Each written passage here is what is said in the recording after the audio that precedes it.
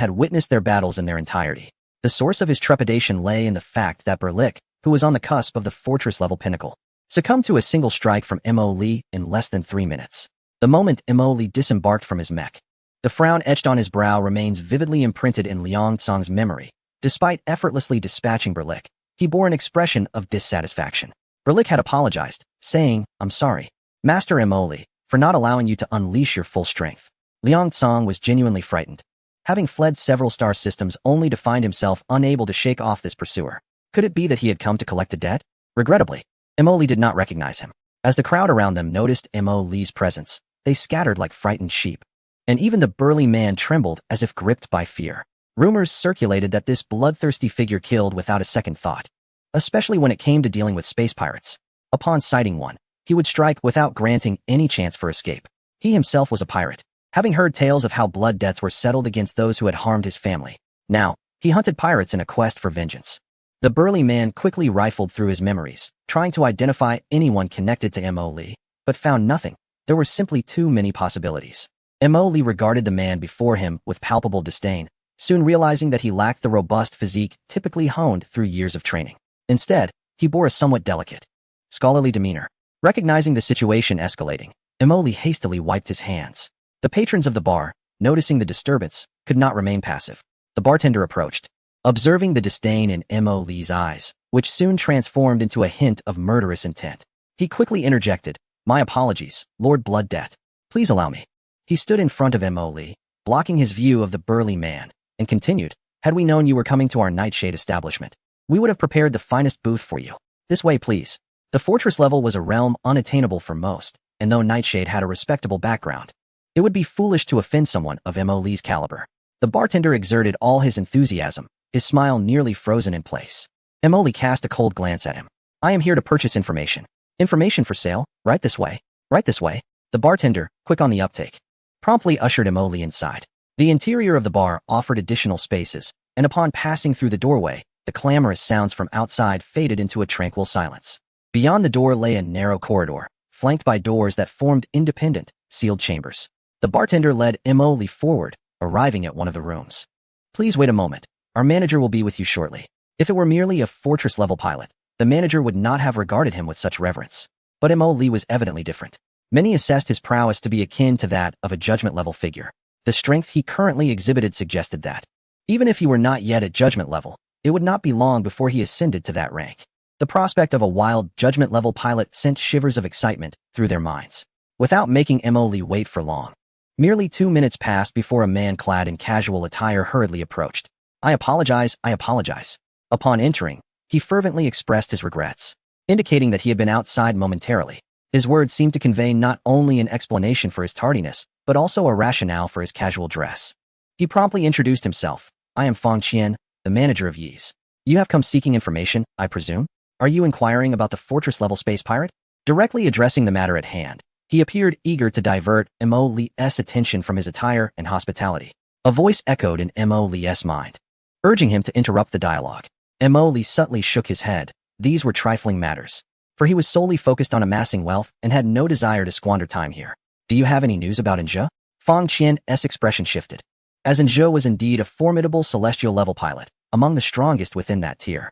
Their analysis suggested that the Empire's expulsion of him was not without covert assistance, implying that the Empire had indeed intervened, offering substantial aid to ensure his departure. With so many individuals searching for him without success, it was implausible to assert that the Empire had remained idle. They would have provided all possible assistance to avoid widespread discontent, potentially including the upgrade of mechs. It seemed that the strength of this blood debt would necessitate a re-evaluation. "Regrettably, we do not possess any information regarding Inja," Fang Qian admitted with a slight shake of his head, "but it won't be long before we do." Oh, the Empire believed that by arranging an identity for him, Inja could remain hidden for an extended period. However, they underestimated our data analysts. Within the Federation, at least over 100 factions are currently analyzing his whereabouts. Through various data and possibilities, alongside the Federation's investigations, it won't be long before we ascertain the Star region where Inja resides, marking his impending doom. The bounty from the Star River Academy is excessively inflated, with surface-level space pirate hunters and clandestine data analysts all fixated on him. Mo Li fell into contemplation, gently tapping the table. "Do you possess first-hand information?" To be candid, we cannot guarantee that, Fong Qian replied. Typically, he would have begun to embellish the truth with another individual, but given Mo Li's stature, he dared not do so. The emergence of the blood debt had been too sudden, and their database contained scant information about Mo Li, including his temperament, capabilities, and background. Opting for prudence, they decided it best to establish a good rapport with him. What about information on other fortress-level pilots? Fong Qian could only manage a wry smile. Currently, fortress-level pilots have gone into hiding. The reason, he glanced at Mo Li. What are you looking at me for? Surely, I cannot be the one intimidating them. I have only eliminated 6, Mo Li replied, raising an eyebrow. Fong Qian's lips twitched in response. Had he not been outmatched, he would have leapt up to seize Mo Li by the collar and shout, "Do you hear yourself? Only 6. What do you mean by only 6? Yet outwardly, he could only muster a compliant smile. As for the information regarding Inja, I can assure you that I will inform you the moment we receive any news. Unable to obtain any news from Inja, Mo Li could only inquire about alternatives. If I wish to enhance my mech configuration, do you have any suitable recommendations? There are indeed several options for upgrading your mech, came the response. However, considering that your mech is of fortress grade, the optimal choice would be the Star River Academy. Star River Academy? Mo Li pondered, recalling that he might have acquaintances there, though they might not take kindly to his past. Please, continue. If I surmise correctly, your pursuit of Inja is driven by your current blood debts, yet such debts are insufficient to unleash your full potential. When Fong Qian spoke these words, his gaze rarely met Mo Li's, yet the tension in his demeanor revealed his own unease. No need for probing, it is as you say. Mo Li narrowed his eyes at him. There is no need for further tests. This served as a warning, causing cold sweat to bead on Fong Qian's forehead. Currently, within the Federation, technology is predominantly controlled by the companies of the council members. At the fortress grade level, many technologies are restricted, and acquiring them requires a substantial amount of currency. However, Star River Academy stands apart. Certain technologies are available for free, and there are numerous skilled mechanics within its walls. Mo Li found his expression peculiar as Fong Qian elaborated. The conditions he mentioned seemed to align perfectly with his own capabilities, be it in technology or craftsmanship. The database of the Flame Dragon Empire houses most of its technological advancements, making mech technology a well-established system, and he himself is a top-tier mechanic. Thus, these conditions failed to entice him. Unaware of Mo Li's thoughts, Fong Qian continued speaking. Moreover, Star River Academy extends preferential treatment to true powerhouses. For instance, as a fortress-grade pilot, registering as an honorary pilot grants you free access to certain facilities of the Academy. Wait, Mo Li interjected. What did you just say? The fortress-grade pilots can use certain facilities for free? Precisely, Fong Qian confirmed. For some reason, the notion of free struck Mo Li as particularly appealing. Oh, that is indeed a commendable benefit. By registering as an honorary pilot, one essentially becomes an external instructor for them, and the Academy is rather lenient in this regard. What about the channels? Mo Li's eyes sparkled with interest. For the channels, we can assist you by writing a recommendation letter, which simplifies the process. Please ensure that I am arranged accordingly. Star River Academy is situated in the Dongli star system, home to the main star of Dongli. The Dongli star system has been terraformed to support 3 life-bearing planets, one of which solely belongs to Star River Academy. Mo Li spent 2 days traversing numerous star gates and engaging in warp travel to arrive at the Dongli star system. He had previously departed from here, and now, he found himself returning so soon. Following the information provided by Fong Qian, Mo Li approached the space station adjacent to the main star of Star River Academy and submitted a docking request. Upon nearing the planet, he entered the realm of Star River Academy, where unrestricted flight was prohibited, as it could easily attract fire from the planet's floating artillery. With Fong Qian's letter of introduction in hand, Mo Li successfully docked at the space station. Upon disembarking from the spacecraft, it became evident that this space city was bustling with activity. A throng of people traversed its vibrant streets, and numerous spacecraft were docked at the terminals. In stark contrast to the sparsely populated space cities he had previously visited, this place imparted upon him a profound sense of entering a thriving metropolis. Moreover, the presence of youthful individuals was notably pronounced, as the Star River Academy recruits students from across the entire Federation, encompassing countless life planets, resulting in a substantial student body. Following the instructions outlined in his letter of introduction, Mo Li proceeded to a designated area within the space city that catered specifically to senior pilots. In fact, when Mo Li submitted his docking application, the Academy had already made the necessary preparations. Senior pilots are accorded preferential treatment wherever they may be, as the majority of the inhabitants in this star system remain ordinary citizens. The space station had established a specialized reception area, and as Mo Li arrived, he was surprised to encounter a considerable number of individuals present. Has it become an organized system? The external recruitment of pilots by the Star River Academy evidently represents a new framework, augmented by their graduates dispersed throughout the star system. It is no wonder that after the Gemini star was attacked, the Empire was compelled to acquiesce. Emily contemplated the Academy's formidable influence anew. The sheer scale of the institution was astonishing, capable of casting its reach across the entire star domain, undoubtedly harboring a terrifying reservoir of strength. Observing his surroundings, he noticed a special passageway designated for Fortress-class pilots and promptly made his way in that direction. The number of individuals in this area was markedly reduced, with only a few present. As Emily approached, he quietly mused, Fortress-class pilots are not uncommon. Why are there so few space pirates? Upon reaching the Fortress level, the pilots had undergone substantial enhancements in their physical capabilities. At that moment, an inexplicable chill enveloped them, as if they were being scrutinized by an unseen entity. Casting wary glances about, they found nothing amiss. Emily, with his head lowered, could discern little, and the sudden chill dissipated as quickly as it had arrived. After all, this was still the domain of the Star River Academy, and they soon relaxed. There were 7 individuals in total, 3 of whom seemed familiar with each other. Engaging in conversation. I plan to stay here for 2 years to exchange for the ion drill technology. The ion drill is indeed quite suitable for you. I have other objectives, but my points are insufficient. Take your time. After all, the Star River Academy will always be there. Recently, I perused the exchange list and noticed an abundance of new technologies. It appears their internal advancements are progressing rapidly. I aim to secure a permanent position. The technology available to external recruits pales in comparison to what they possess internally. Alas, this is precisely why that bounty has driven so many to madness.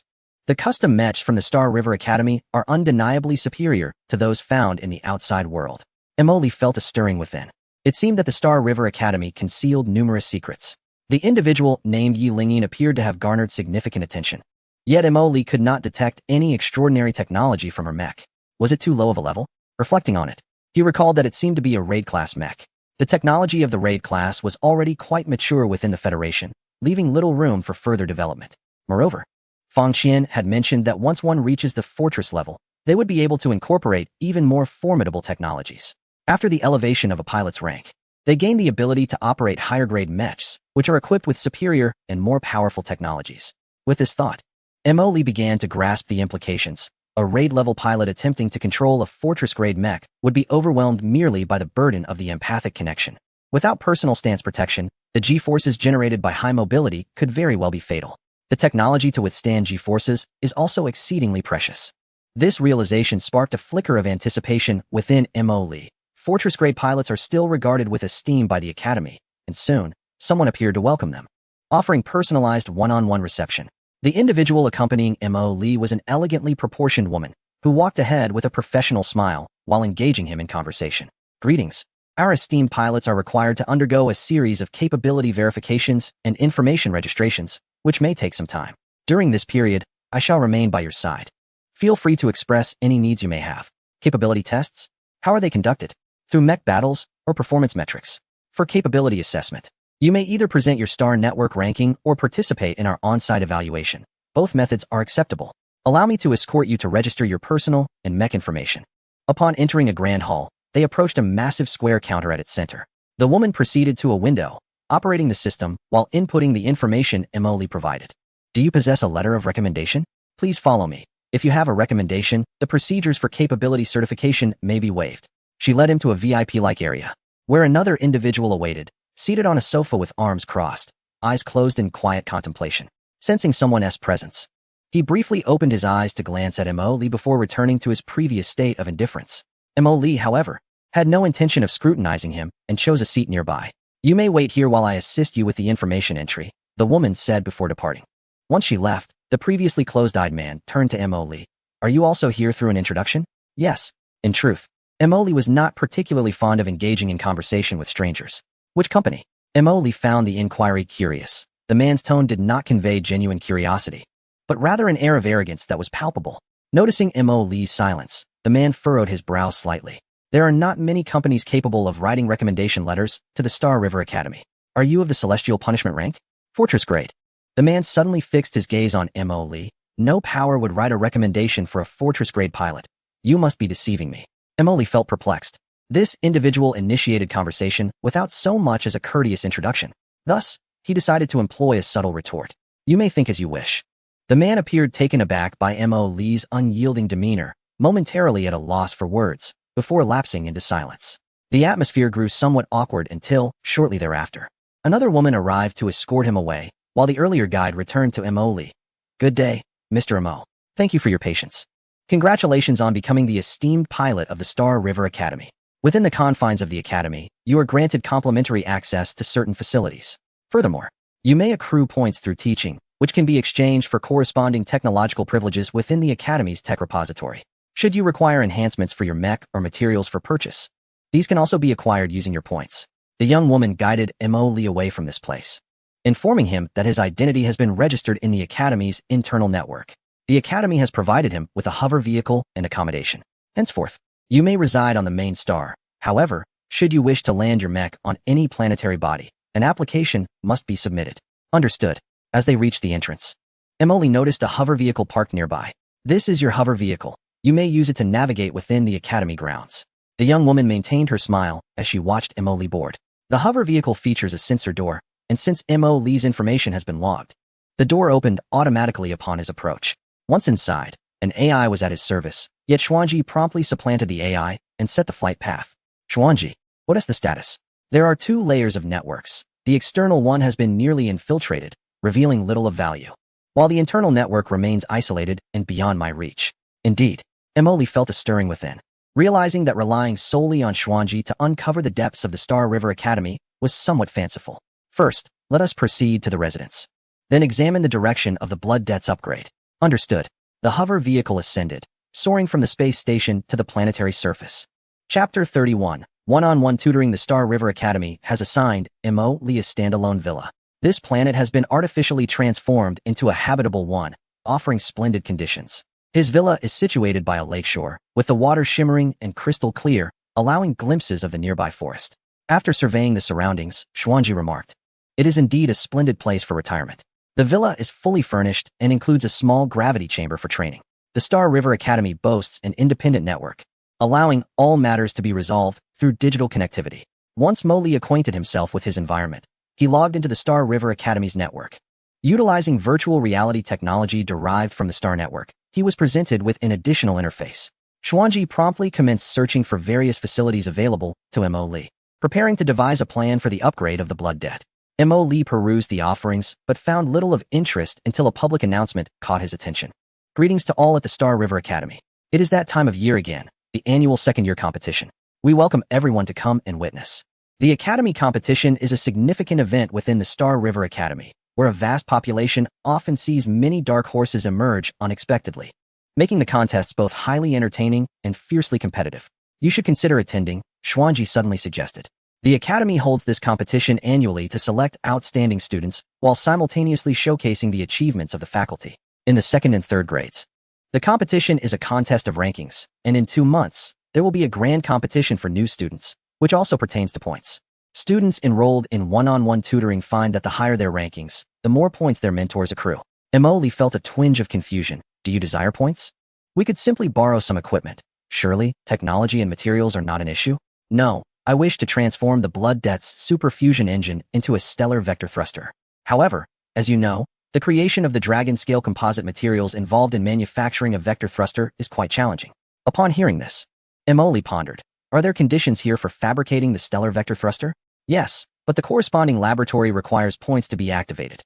Mo Lee began to pace, contemplating that if it were a fortress-level vector engine, I would have greater confidence in dealing with divine retribution. Furthermore, it is not only the stellar vector thruster that can be produced, micropulse plasma thrusters are also feasible. In terms of weaponry, the Blood Covenant blade can also be forged. This Star River Academy offers facilities for points that are entirely different from the free ones. At this moment, Mo Lee understood, the moment one enters Star River Academy, one is bound to labor for it until the end. To say he was despicable is one thing. He does provide technology and equipment, and it is hard to complain, especially since what Mo Lee currently lacks the most are these complete laboratories and apparatus. With this in mind, he decided to observe. A thought crossed his mind, and the window in front of him vanished. As the scene shifted, he found himself hovering above a grand coliseum. 2 options appeared before him. 1. On-site viewing. 2. Immersive remote viewing. Mo Lee muttered to himself, surely the on-site experience would be more atmospheric? With a thought, he selected the on-site mode and discovered himself seated in the coliseum, surrounded by a crowd, many of whom were cheering enthusiastically. As Mo Lee's form solidified from the virtual realm, a man beside him, adorned with a colorful headscarf, exclaimed, "Brother, are you here for the second-grade competition? Do you have a contestant to support? If not, join me in cheering for my daughter." The thunderous cheers surged closer, accompanied by the man's boisterous shout. Emoli glanced into the arena, where two mechas stood opposed, with a referee positioned in between. Noticing Emoli's frown, the gregarious man quickly reassured him, "Don't worry. You'll get used to it. Besides, the atmosphere can be quite exhilarating, and the Academy has generously provided us with free viewing spots. What more could we ask for?" He added, "Let us be honest. The immersive remote viewing at 100,000 star coins ISNT within everyone's reach. In contrast, our free on-site viewing allows us to see the entire event, complete with live commentary. It's more than sufficient." Emoli didn't quite catch everything he said, but after a moment of adjustment, he realized that the ambience of the event was indeed far superior to watching alone. The roaring cheers around him quickened his pulse. The battle below commenced swiftly, and to Emoli, the clash of the two mechas seemed trivial, yet the audience, lacking understanding, erupted in continuous applause. Emoli watched several matches in succession, encountering many of the so-called geniuses and popular seeds that the spectators had spoken of. Xuanji. What level of points can such a student accumulate? The recent victory was against the fiery Red Lotus, which ranks relatively high, and the points awarded by the Academy amount to 200,000. 200,000 points? Emoli furrowed his brow slightly. Xuanji was well informed about these matters. Yet he remained uncertain about the purchasing power of 200,000 points within the Star River Academy.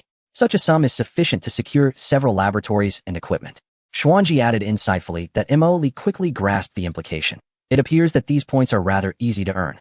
From your perspective, that is indeed the case. Xuanji refrained from elaborating further. With Emoli's prowess, teaching these individuals would be a mere trifle. The first day's competition concluded swiftly, and Emoli began to comprehend the standards expected of students at Star River Academy. Regarding the freshman rankings, well, let us pursue that. Emoli could observe other teaching tasks, but the points awarded were not particularly generous. Conversely, the one-on-one guidance for freshmen offered unlimited potential for points.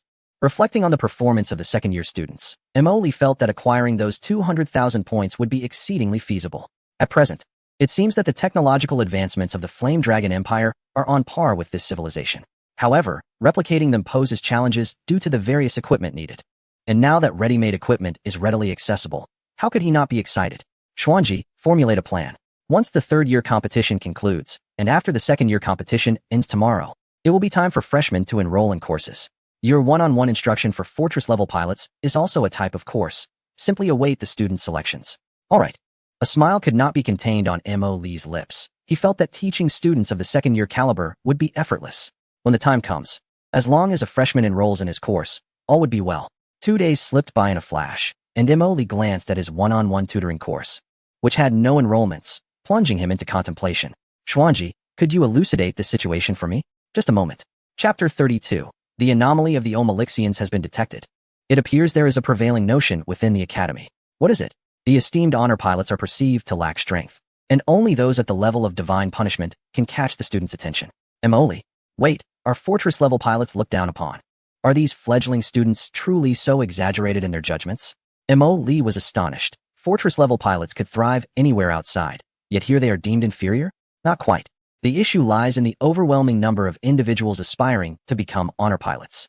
Emoli recalled the scene in the space city and fell into silence. It seemed that, indeed, there might be a few too many. What if there are no students? Take proactive measures. Emoli fell silent once more. That would indeed diminish one's worth. The following day, can we truly find anyone this way? Emoli stood before the virtual academy, his tone laced with skepticism. Rest assured, I have already posted a message online and included the name Blood Debt. Blood Debt. Emoli felt a slight sense of reassurance. He held some confidence in that name. Half a day later, Xuanji, is everything all right? Has anyone privately messaged you? Please hold on. An issue has arisen. The students from these remote planets seem to be unfamiliar with the term blood debt. It appears that the level of education within the Federation has yet to be widely disseminated. Not recognizing it, a simple search would suffice. Xuanji, I implore you to speak honestly. There are merely 3 comments. Emoli has indeed sensed something amiss. What? You say there are only 3? Xuanji's tone shifted, taking on a somewhat naive quality. What is this blood debt? Is it truly formidable? This is reminiscent of an exceedingly cautious young girl pulling another aside, insisting, no. The seniors say that the more fearsome the nickname, the more dubious it is. These are merely honorifics created by the veteran pilots to entice us newcomers. Do not be deceived. Experience 1. The final statement bore no change in tone. Emily clutched his head in agony, exclaiming, "My head feels as though it might burst." Just then, someone dashed past him. Emily focused his gaze and noticed a student in the distance, their form gradually solidifying as they scanned the surroundings. "You there?" The individual who had rushed forth stabilized their stance before him. "You are a freshman from the Star River Academy, correct?" "I am an honorary pilot of the Academy, with fortress-level prowess. With my guidance, you will undoubtedly shine brilliantly in the upcoming freshman competition in 2 months. You are truly fortress-level?" The student before him appeared taken aback by the fervor of this individual, leaning back slightly, yet their eyes held a glimmer of anticipation. "Indeed. Look at this. This is the Academy's intranet, and under the supervision of the Academy's super AI, no one can falsify their credentials. Truly fortress-level." The student exclaimed in delight. "Can we really have one-on-one instruction?" "Absolutely. If you have doubts, we can formalize our agreement with an Academy contract. We from that planet are told to exercise caution in all matters. If possible, I would prefer to sign a contract. Is that acceptable?" "Of course." The fortress-level pilot responded with remarkable enthusiasm, even producing a pre-prepared contract and meticulously guiding the student through the signing process. With such warmth and the endorsement of authority, the student, thoroughly bewildered, signed the contract, and the two departed in high spirits. Emily was left standing there, utterly dumbfounded. Is this truly permissible? No. A fortress-level pilot. I could easily subdue them with one hand. Why was I not chosen? Xuanji remained silent, at a loss for words. Emily felt a sense of confusion arise within him. Turning around, he noticed several figures gradually solidifying. His feet moved uncontrollably, but upon seeing the faces of those present, who appeared somewhat aged, his formidable self-control compelled him to halt. These individuals were evidently peers. Moments later, 2 figures materialized in the vicinity, and as their ethereal forms became discernible, others rushed toward them in an instant. Within a mere second, the 2 were encircled without any means of escape. Emoli was utterly stunned. The number of people was growing, and he had never imagined that there would be so many fortress-level pilots. By the end of the day, he had achieved nothing. As Emoli lay in bed, his mind was still occupied by the image of that student who had successfully signed the contract. Is this truly the only path available? Emoli felt an internal struggle between 2 opposing forces. On one side, the allure of points and technology beckoned, while on the other, the voice of reputation roared in indignation. Perhaps it would be best to seek out assistance. After a prolonged moment of contemplation, Xianji spoke softly. Emoli abruptly opened his eyes. The following day, Emoli did not appear at the square, having spent the night in restless contemplation. The conflict between the technological advancements of the Yanlong Empire and the voice of reputation had lasted throughout the night, yielding no resolution. As for Xianji, he had encouraged Emoli to seek out others. For being an AI, he could hardly grasp the nuances of social standing. Struggling until the afternoon, Emoli, as if resolved, returned once more to the square, now bustling with people engaged in the classic scene reminiscent of a train station. Some freshmen were aware of the situation. They opted for a ride-sharing app, or rather, they chose to look the other way. Taking a deep breath, Emoli gazed at the crowd ahead, as if steeling himself for what was to come. "Excuse me, where is this?" Suddenly, a voice interrupted. Emoli turned swiftly to see a girl, approximately 157 meters tall, her bangs slightly obscuring her eyes. In that moment, Emoli felt as though she radiated light. Discreetly glancing at the fervent scene of recruitment in the distance and confirming that their attention was elsewhere, Emoli softened his voice as much as possible. "This is the Minter Square of Xinghao Academy. By the way, what is your name?" The girl, upon hearing this, gently tapped her cheek, a hint of shyness in her demeanor. "I'm Qinwanga. Is this really called Minter Square? What a peculiar name." Her appearance, partially concealed by her bangs and hair, did little to reveal her features, and her somewhat outdated hairstyle detracted from her charm. Yet, Emoli was indifferent, for she seemed to shine. "Yes, this is indeed the square where mentors select their students. Do you already have a mentor?" "No, I just arrived at the academy yesterday. My home is quite remote, and the journey by spaceship took quite a while." As she spoke, her excitement became palpable. The freight spaceship moves at such a sluggish pace. "I arrived a month early, yet it still felt delayed." "A freight spaceship, you say? That must have been quite arduous." Emily pondered for a moment. "You probably haven't had the chance to explore the academy's forum yet. This is my first time logging in. I was so exhausted yesterday that I slept until noon." Upon mentioning this, Qin Wang's cheeks flushed slightly. For the industrious Amrit people, sleeping until the afternoon was an almost unfathomable feat. Do not worry. Resting well is essential for better learning. You might not be aware, but the academy provides one-on-one training with fortress-level mecha instructors. At this point, Emily spoke with a hint of regret. "Do you see over there? Many individuals are unable to secure a mentor." "Really?" Qin Wang gasped, visibly alarmed. prompting Mo Lee to subtly position himself in her line of sight. "Ah, I can see you've had a tough time. Truth be told, I do not plan to accept students this semester, but given your circumstances, I cannot ignore your plight." Qin Wanga looked up at Mo Lee. Her eyes filled with a glimmer of hope. "How about this? You come to my side, and I will teach you for 2 months. After the freshman competition, you may choose another mentor." "Really? Is that true?" "Yes, please sign this contract." The contract was swiftly presented by Xuanji. Qin Wanga gazed at the terms outlined within, many of which mandated the guidance of a mentor, and her eyes welled with tears. "I do not doubt you. There is no need for signatures. No, this represents a constraint for me as well. If I have chosen to teach, I must commit wholeheartedly." Mo Lee gently shook his head, then turned slightly to shield Qin Wanga from the view of others in the distance. Her petite frame meant that Mo Lee's presence effectively concealed her from sight. "But there are no buts, understood?" Mo Lee's expression grew stern. "This is a matter of responsibility towards you." Qin Wanga paused, then took a deep breath, placing her hands together on her forehead, lowering her head slightly. "May the mother goddess Aang Malik bless you." Mo Lee discerned that this seemed to be a solemn gesture, and instinctively wished to step aside. However, Qin Wanga merely performed a brief nod before her gaze shifted to one of determination, swiftly inscribing her name upon the virtual contract. At this moment, Xuanji coincidentally retrieved pertinent information. This constituted the highest reverence of the Aang Malik beings. They believed that the mother goddess would bestow abundance and fortune upon individuals. Yet such a gesture was traditionally reserved for worship, and offering it to another was akin to sharing one's own luck. A sharp intake of breath escaped Mo Lee, as he unexpectedly felt a pang of discomfort in his heart. "Mentor, is something wrong?" Qin Wanga inquired, noticing his unusual expression. Cough, it's nothing," Mo Lee replied, shaking his head. "Since you have addressed me as your mentor, I shall guide you for this duration." With that, Mo Lee transferred a portion of his residential permissions to her. "You still have systematic courses to complete. I have observed that there is only half a day remaining, with the rest of the time available for free selection. Once you finish your systematic courses, come to me directly." "Understood," Qin Wanga nodded earnestly. "By the way, I haven't inquired about your level." "Me? I am at the pinnacle of Sentinel, barely able to pilot an assault-class mecha." Qin Wanga seemed somewhat proud as she spoke of this. Quite impressive," Mo Lee affirmed. "Settle yourself first.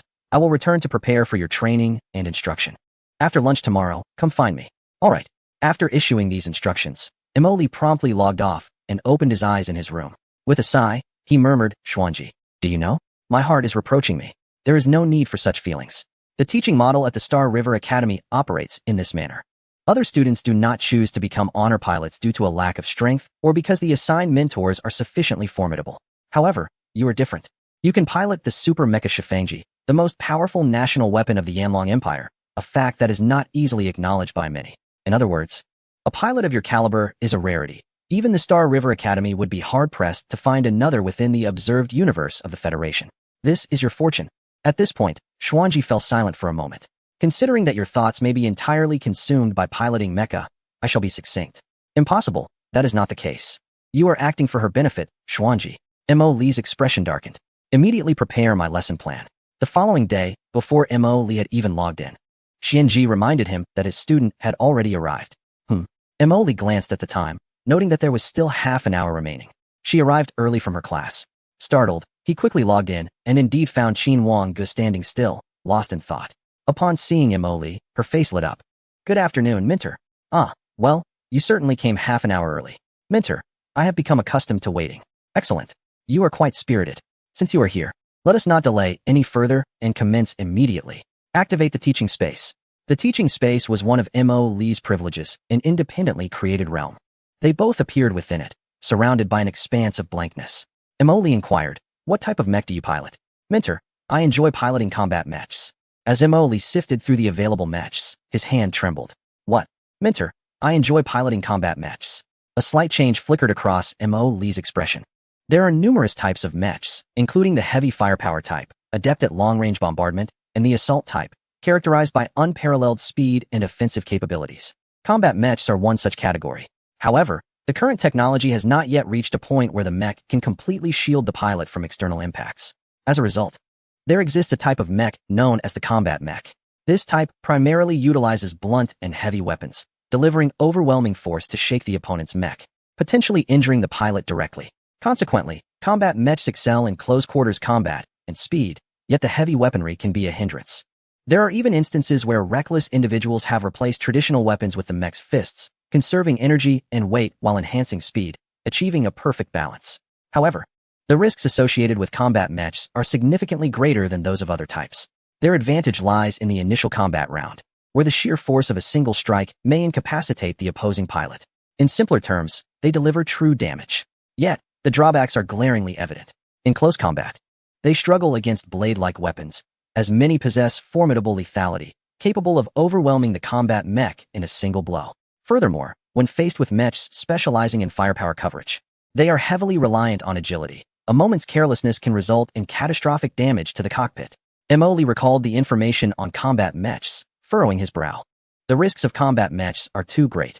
Aren't there other types that are preferable? I want to pilot a combat mech. A glimmer of determination sparkled in Qin Wangji's eyes. Now, it was Emily's turn to feel a headache coming on. He possessed experience with combat mechs. Yet when it came to Qin Wanggu, he genuinely wished to dissuade her from choosing this type. Are you truly intent on learning this? Emily rubbed his forehead, acknowledging the complexity of the matter. Mentor, I want to learn this. Very well, if possible. Could you enlighten me as to why you wish to pursue this? It was a combat mech that liberated our Angmo Lick star. Emily slapped his forehead. I understand now.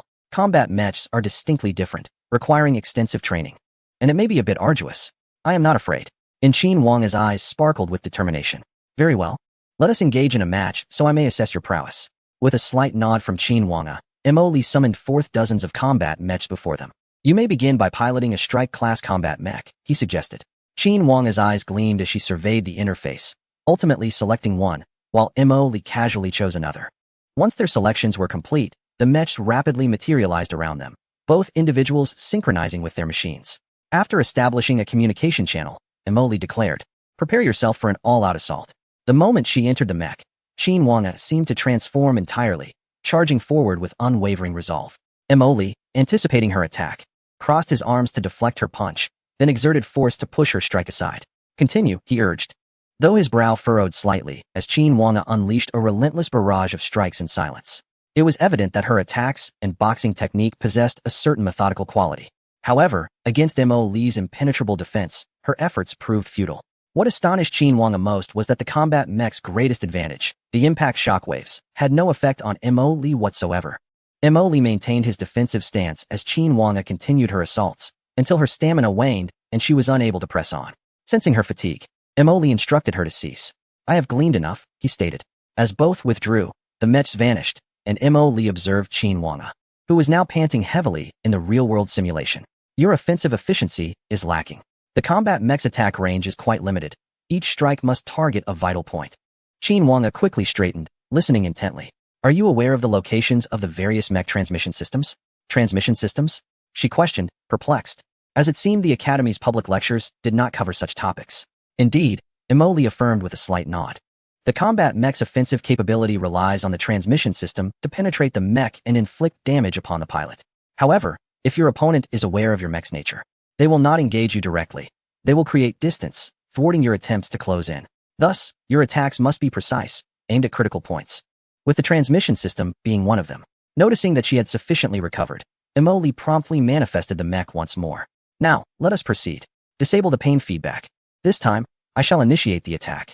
Qin Wang nodded eagerly, and both resumed their mechs, ready for battle. Emily advanced first, delivering a powerful punch, to which Qin Wang instinctively raised her hands to block. However, at that moment, Emily simultaneously raised his knee, striking the abdomen of her mech. In a reflexive attempt to recoil from Emily, Qin Wang was alarmed to discover a momentary lag in her mech's response as she activated the auxiliary engines to retreat. In that fleeting instant, Emily surged forward again, landing a punch on her mech's shoulder. And once more, Qin Wang felt that disconcerting delay. All she could perceive was Emily's mech transforming into a true instrument of destruction, employing fists, elbows, legs, and shoulders as weapons.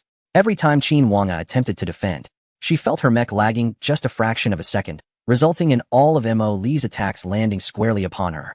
The sound of impacts echoed around them, resonating with the ferocity of their clash. The towering steel behemoth, standing at 15 meters, unleashed its fury, relentlessly pummeling the mech of Qin Wang. She found herself retreating under the incessant assault, alarms blaring from within the mech as damage indicators flashed ominously. The sight of her mech sustaining injuries sent shivers down her spine. Upon deactivating the pain feedback, her physical condition was quantified and displayed beside her. indicating severe injuries and imminent peril. As Mo Li delivered a swift kick that sent her flying, Qin Wanga stared blankly at the data chart reflecting her bodily state, which ominously declared her deceased. Once she exited the mech, Qin Wanga felt a daze envelop her. Though she had witnessed traditional combat mechs in action before, none had ever attacked with the ferocity that Mo Li exhibited. Even without the pain feedback activated, facing Mo Li left her breathless. What on earth was this? Combat mech, right? Mo Li queried, somewhat puzzled. Isn't this how they all fight? No, it's different. Qin Wanga exclaimed with rising agitation. The fighters I've seen before utilized direct impacts to the core to inflict damage. Yet when you struck me, I found myself utterly unable to resist. My mech experienced constant latency. Upon hearing this, Mo Li realized that combat techniques between the two civilizations differed significantly and promptly instructed Xuanji to investigate. Within a mere second, Xuanji provided the answer. The Federation's combat mechs favored overwhelming brute force, while the Yanlong Empire's mechs relied on a tempest of continuous attacks to incapacitate their foes. However, such insights were not to be divulged to Qin Wanga. Rather, she should perceive it as her own secret technique. This is my exclusive technique, derived from an Apex-level pilot. Indeed, upon hearing this, Qin Wanga's eyes sparkled with excitement, the eagerness to learn evident on her face. Please teach me. In simple terms, Mo Li explained, this technique involves targeting the opponent's transmission system to induce operational delays in their mech. You exploit this delay to launch a new offensive, thereby creating a situation where they cannot retaliate. Qin Wanga nodded vigorously. But before you can do that, you must familiarize yourself with the general locations of various mech transmission systems and learn to identify them swiftly during combat. As Mo Li guided Qin Wanga, the atmosphere within the Star River Academy was abuzz with activity. The annual freshman competition garnered immense attention, as it would unveil numerous promising newcomers for the Academy's honor-bound pilots. It served as a clandestine contest of skill. Furthermore, a ranking list had emerged based on high school examination results, featuring 100 newcomers who, based on comprehensive evaluations, were deemed likely to excel in the upcoming competition.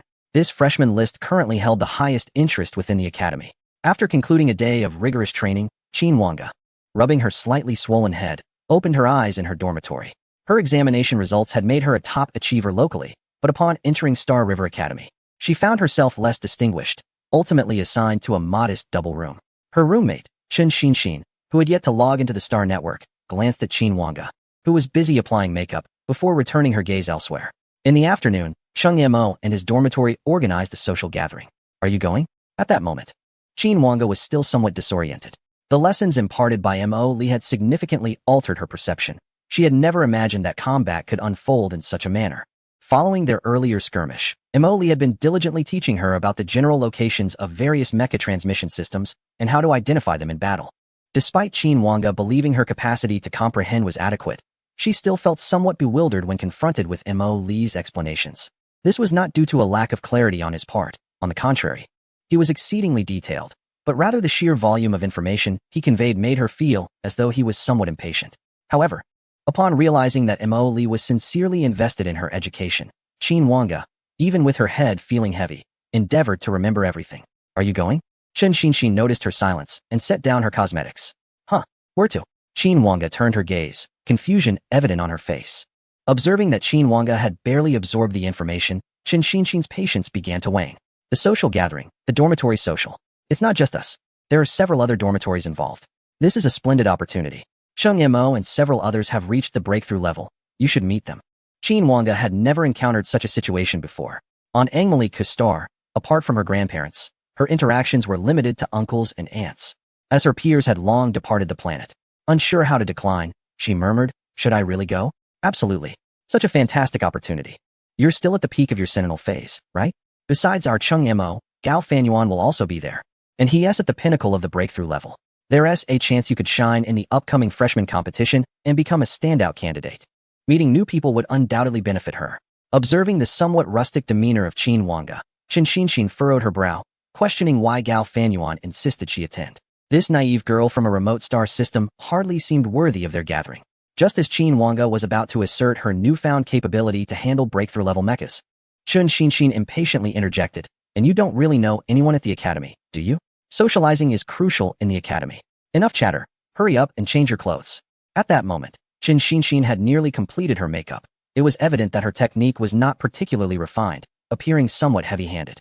Nonetheless, She felt quite pleased with her reflection in the mirror. Qin Wanga chose not to elaborate further, for Chen Xinxin's words echoed the sentiments of her grandmother. Wanga, you're far too introverted. College is a new environment. You must make friends. The image of her grandmother's weathered face, darkened by years under the sun, surfaced in her mind. She was old, her smile etched with many wrinkles, yet Qin Wanga felt an undeniable warmth. All right, I'll be ready in a moment. Wait for me. Qin Wanga hurriedly leapt from her bed. Star River Academy had no imposing walls, as the entire planet was the Academy's territory. Chen Xinxin had arranged to meet in another city. When Qin Wanga inadvertently glimpsed the address on Chen Xinxin's phone, it read, Chaoga Food City. The towering skyscrapers and the gliding vehicles create an atmosphere devoid of intense ultraviolet rays and the rustling sounds of wind stirring the crops. In this moment, Qin Wanga feels utterly out of place. Is it the absence of that warm breeze which heralds a bountiful harvest? She cannot ascertain, but upon witnessing Chen Xinxin's boyfriend, Cheng Mo, gracefully arrive in a sleek hover car to escort them, Qin Wanga perceives herself as a mere ugly duckling.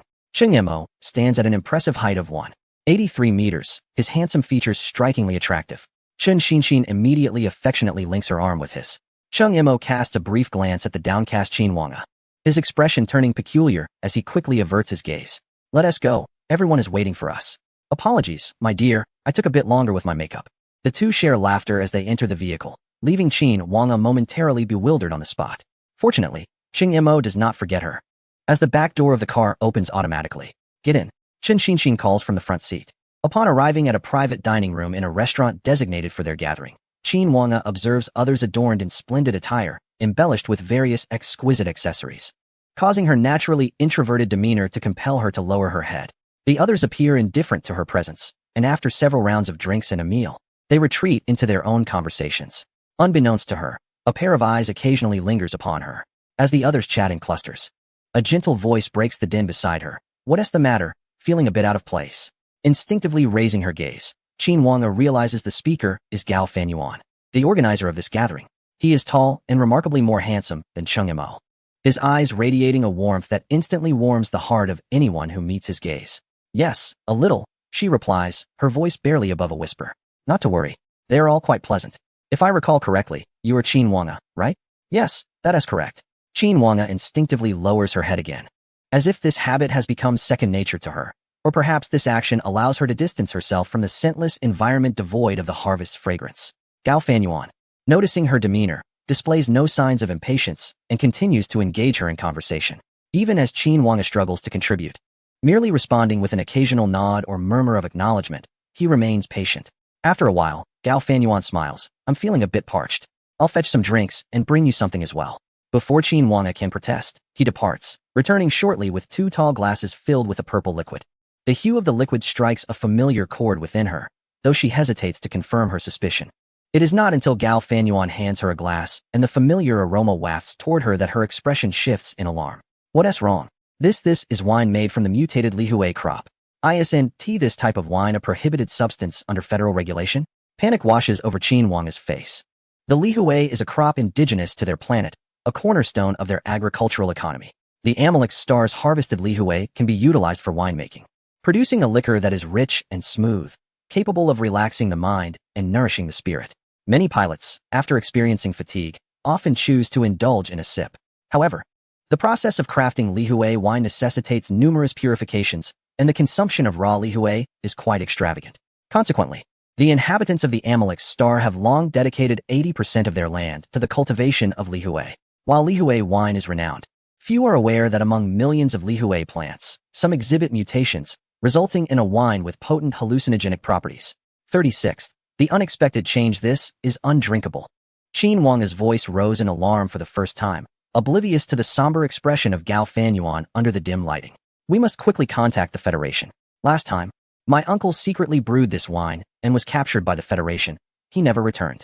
Qin Wanga was genuinely anxious, sensing that Gao Fanyuan was a good person, instinctively wanting to assist him.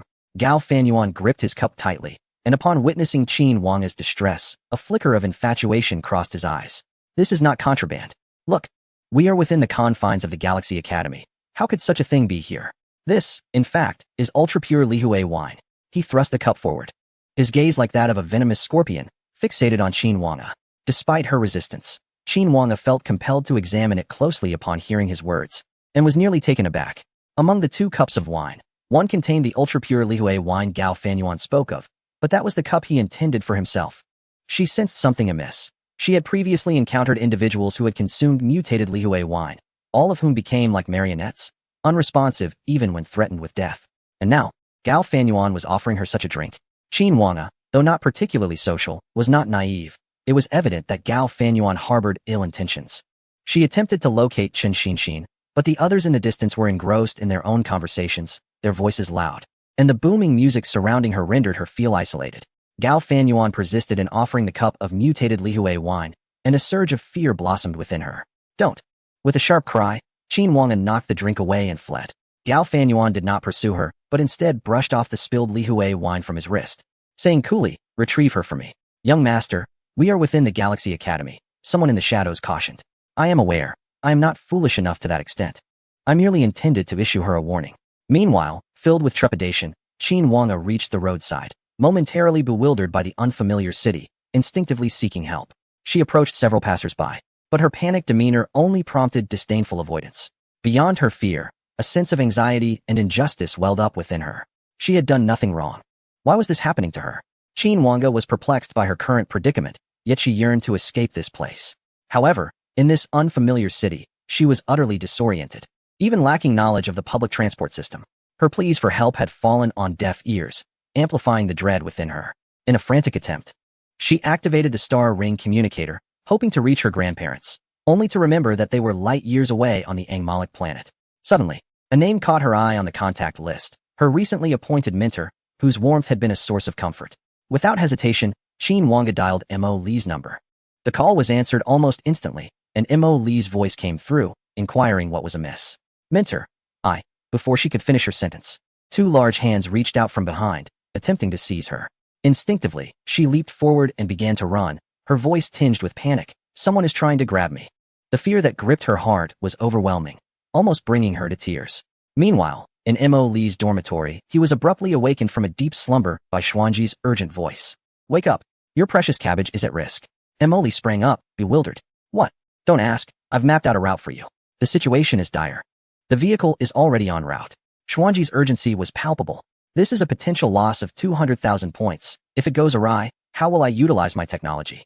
Trusting Xuanji implicitly, Mo Li swiftly made his way to the garage, where he commandeered the Academy's hovercraft, speeding off according to the designated route. Back with Qin Wanga, words escaped her as sheer terror tightened its grip on her heart. She sprinted desperately, the scene bizarre. 2 towering men chased after a girl, while passers-by seemed oblivious to the unfolding drama.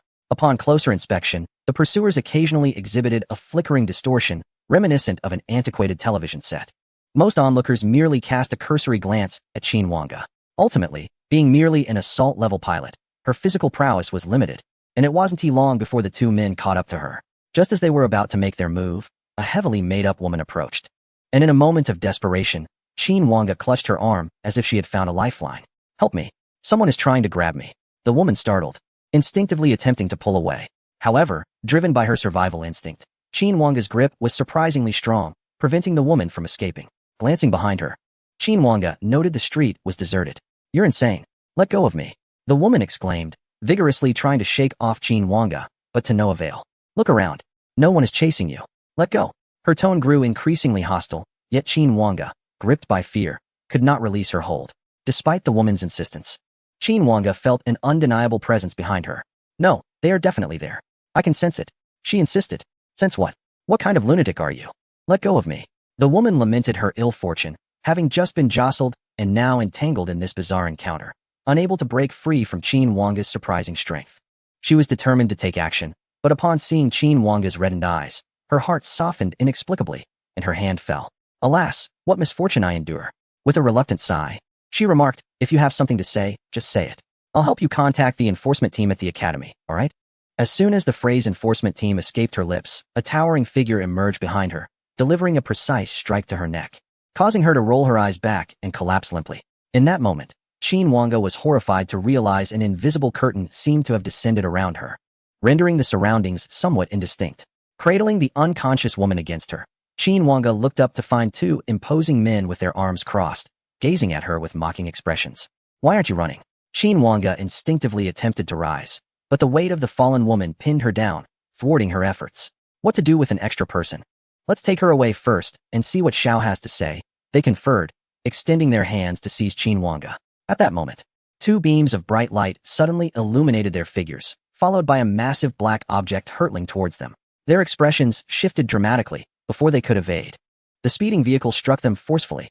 One man collided with a lamppost, crashing down, while the other was flung into a nearby shop, shattering glass everywhere. Qin Wanga abruptly looked up, astonished to see a hovering vehicle perfectly halting before her, the driver kindly turning off the lights. Emily emerged from the vehicle, paying no heed to the two men who had been sent sprawling over 10 meters away, and rushed to Qin Wanga's side. Are you all right?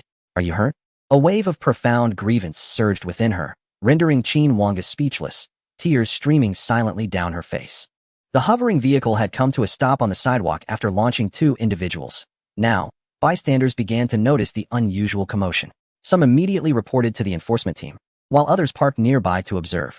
Xuanji scanned Qin Wanga's condition and, finding her merely shaken, Emily then approached one of the injured men. With a physique of remarkable resilience, neither man had succumbed immediately, yet both were gravely wounded, with countless bones likely fractured. Kind-hearted onlookers had already called for emergency assistance. Emily stood beside one of the men and gently slapped his face, her tone icy. Who sent you here? The man lifted his head, despite his severe injuries.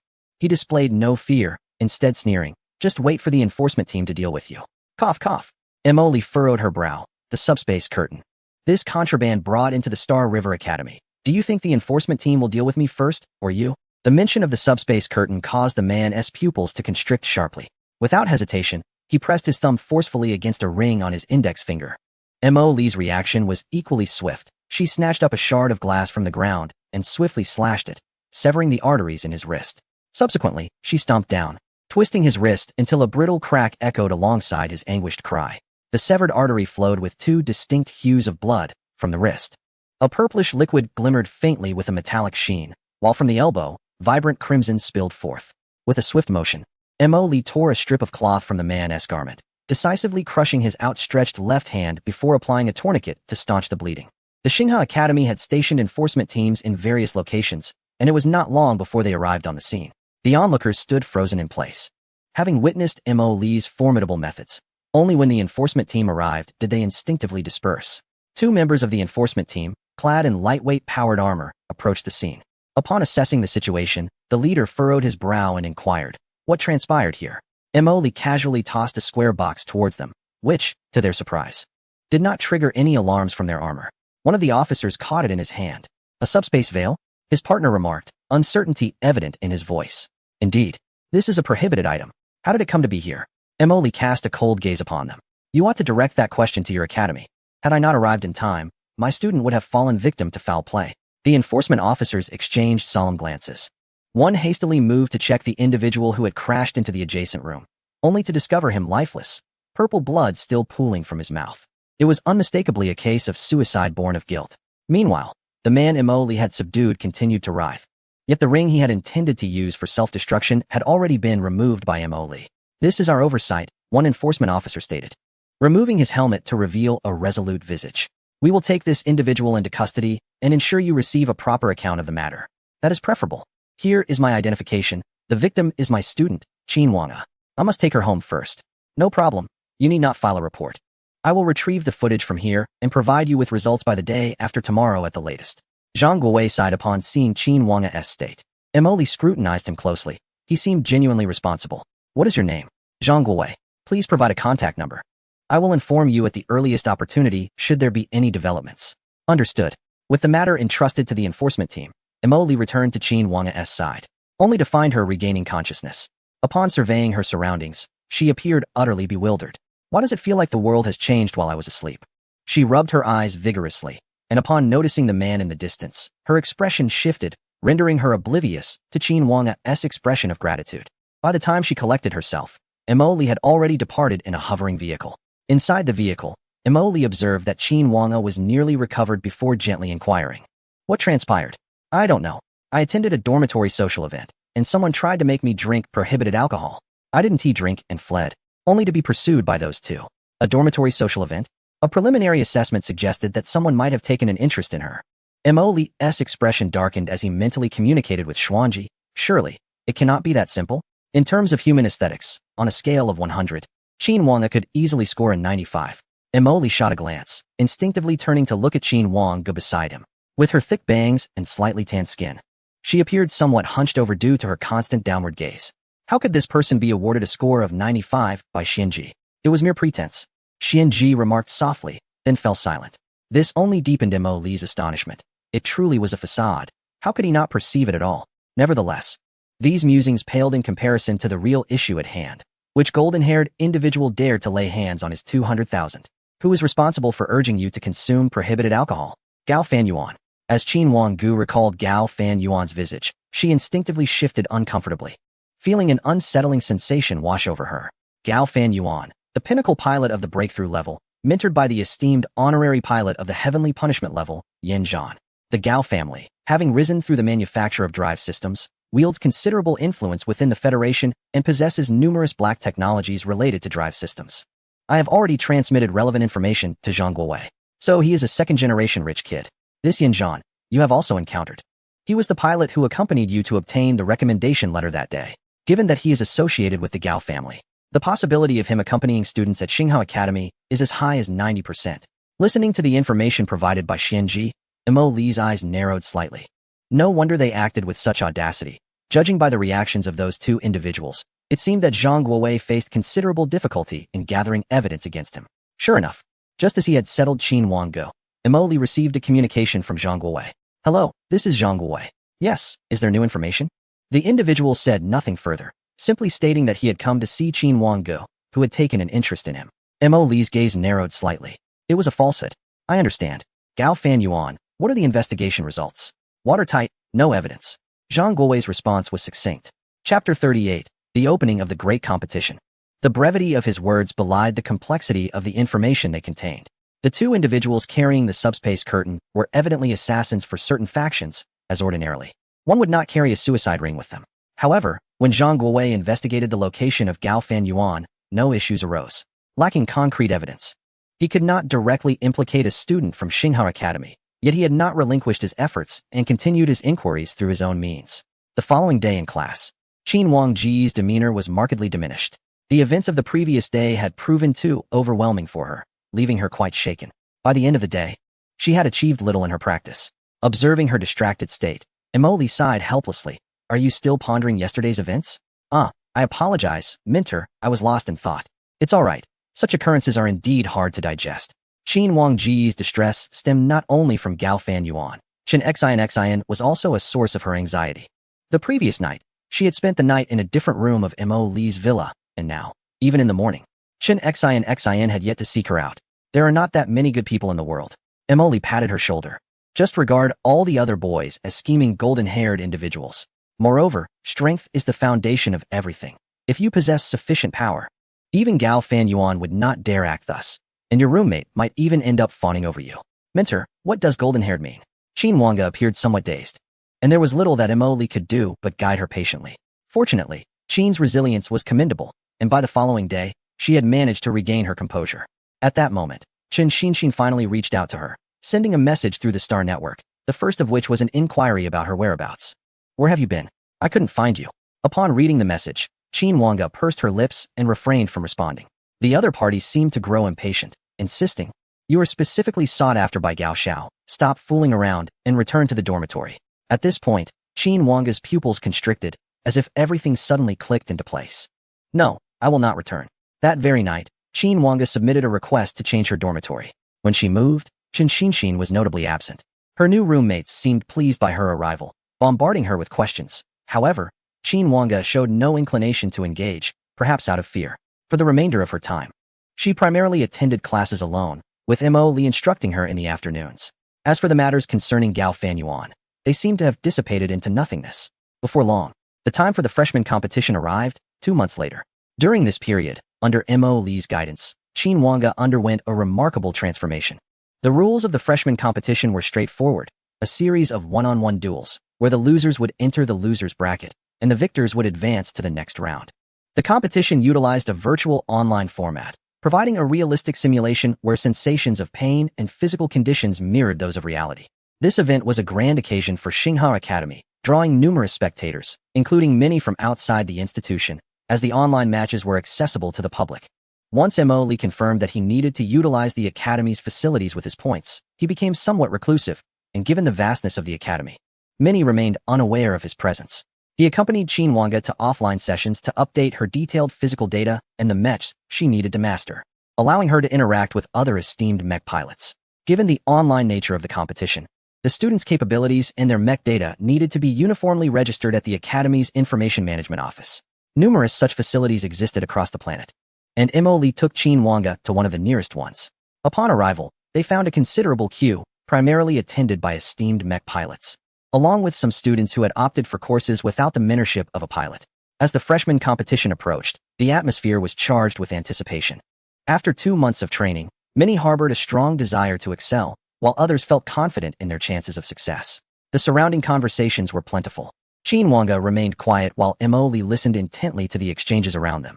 Just as they completed the data entry and mech testing, Mo Li expected a moment of tranquility, but unexpectedly, Qin Wanga encountered a familiar face, her former roommate, Chen Xinxin.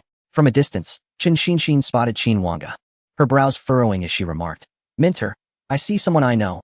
I'll go over for a moment." After exchanging a few words with the middle-aged man beside her, Chen Xinxin navigated through the crowd to stand beside Qin Wanga. "Why did you leave without a word? You made me and Chung Mo get scolded by Gao Xiao." Qin Wanga regarded her coldly. "That is your concern." Chen Xinxin was taken aback. She had not anticipated that after 2 months, Qin Wanga would seem like an entirely different person, bold enough to retort. "What do you mean?" The defiance in Qin Wanga was somewhat difficult for Chen Xinxin to digest, prompting her to raise her hand abruptly. Yet, Qin Wanga was swifter, brushing her hand away. "Gao Fanyuan is no good. He intends to drug me." Qin Wanga's resistance exceeded Chen Xinxin's expectations, leaving her momentarily incredulous. Upon hearing Gao Fanyuan's name, she reacted as if someone had stepped on her tail, letting out a shrill scream. "Impossible. Gao Xiao invited you out of kindness. Someone like you, an ugly girl, would he really drug you?" Her loud outburst drew the attention of those nearby, and her mentor, Meng Sheng, hurried over, inquiring, "What happened?" Qin Wanga remained silent, her icy gaze fixed on Chen Xinxin, who felt a chill under that scrutiny. Upon noticing Meng Sheng's arrival, she instinctively hid behind him. Seeing this, Meng Sheng furrowed his brows, assuming she had been bullied. He cast a hostile look at Qin Wanga. Suddenly, a wave of unease washed over him, sending shivers down his spine. He glanced around, only to find Mo Li smiling at him. "Let them handle their own matters," she stated. Their eyes met. "Isn't that right?" Meng Sheng felt a surge of primal fear, urging him to flee the scene. Meanwhile, Chen Xinxin remained oblivious to the shifting atmosphere, hurling insults at Qin Wanga. "I see you're so desperately seeking a man, you. An ugly girl. Think Gao Xiao would even glance your way? Don't be deluded, Gao Xiao." A sharp slap resonated through the air as Qin Wanga retracted her hand. "Have you said enough?" In that moment, Chen Xinxin found Qin Wanga so unfamiliar that it terrified her. Her lips moved, yet no words emerged, for Qin Wanga, at this instant, emanated an icy demeanor that was utterly chilling. Mo Li observed the scene with a sense of satisfaction, feeling that her 2 months of transformation had borne fruit, validating her efforts to instill knowledge about superficiality and deception. In the 39th chapter, when encountering them, if Chen Xinxin still regarded Qin Wanga as that shy girl from their first meeting, she might have chosen the wrong opponent. Over the past 2 months, Mo Li had successfully reshaped her into someone entirely different. During a person's most vulnerable moments, it is often easy to penetrate their heart, and at that time, Qin Wanga would believe most of what Mo Li said. Furthermore, with Mo Li frequently using Chen Xinxin and Gao Fanyuan as examples, those two had been condemned to the depths of Qin Wanga's heart. Chen Xinxin was momentarily stunned by the slap, failing to process what had occurred, while Meng Sheng stood frozen beside her. The surreal sensation lingered, and it took Chen Xinxin a while to regain her senses, covering her face with her hands. Her disheveled hair made her appear ghostly. "You dare to hit me? In this remote galaxy, a local dog dares to challenge me? I shall end your life. Ah, I shall kill you." Chen Xinxin screamed, ready to pounce, but was swiftly restrained by Meng Sheng. He discerned that the two were on entirely different planes. The girl across from him exuded an aura that suggested she was not to be trifled with, evident in both her gaze and her movements. Chen Xinxin, unable to break free from Meng Sheng's grip, inadvertently drew the attention of even more onlookers with her commotion. We should leave," Meng Sheng whispered in her ear, yet at that moment, Chen Xinxin was beyond listening. Observing Meng Sheng's prudence, Mo Li intended to make an exit, only to be confronted by several uninvited guests. "What is happening?" The tall figure of Chung Mo, upon hearing the familiar voice of Chen Xinxin. Pushed through the crowd to stand before Mo Li and Qin Wangge. Witnessing Chen Xinxin in such a frenzied state struck him deeply. He had only seen her like this once before, when he had been caught in an affair. What has transpired? His mentor, Zhuang Yinsong, also arrived, followed by Gao Fanyuan and his own mentor, Yin Zhan. Yin Zhan seemed to possess a certain renown, as those nearby instinctively parted to make way for him. Gao Fanyuan had initially intended to assist Cheng Mo, but unexpectedly found himself captivated by Qin Wangge. Compared to 2 months prior, her demeanor had undergone a radical transformation, and he found it difficult to tear his gaze away. Qin Wangge, noticing his stare, felt uncomfortable under the weight of his desire, which was impossible to disguise. She instinctively shrank back, tugging at Mo Li's sleeve. "Mentor, let us leave." Mo Li gently patted the back of her hand, a gesture that made Gao Fenyuan's breath quicken. As he shot a fierce glare at Mo Li, he had thoroughly investigated matters concerning Qin Wangge, including Mo Li's identity. A fortress-class pilot daring to encroach upon a woman he coveted? "Do you know how many years it has been since anyone has dared to look at me like that?" he retorted, locking eyes with Gao Fenyuan's menacing gaze. In that moment, Gao Fanyuan felt the surrounding crowd and the cacophony of noise swiftly recede, leaving only Mo Li in his world, who suddenly appeared towering and formidable. Behind him, a tumultuous sea of blood surged, with countless warships and mechs, along with the corpses of unknown insectoid creatures, churning in the depths.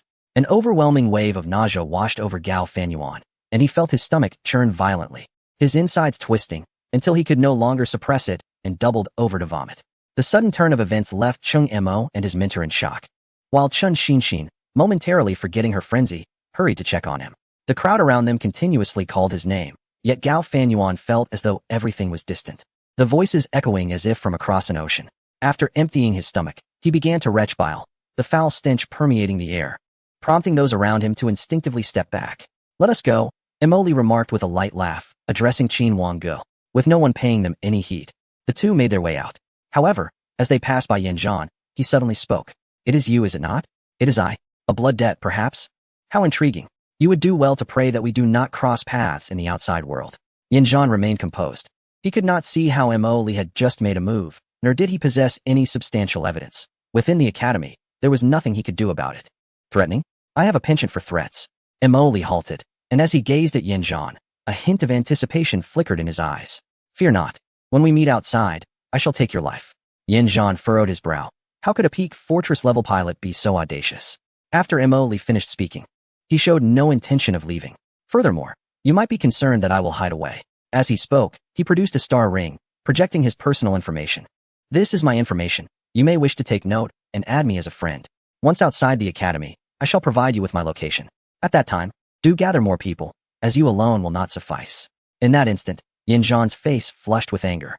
In Mo Li's eyes, he had only ever seen disdain.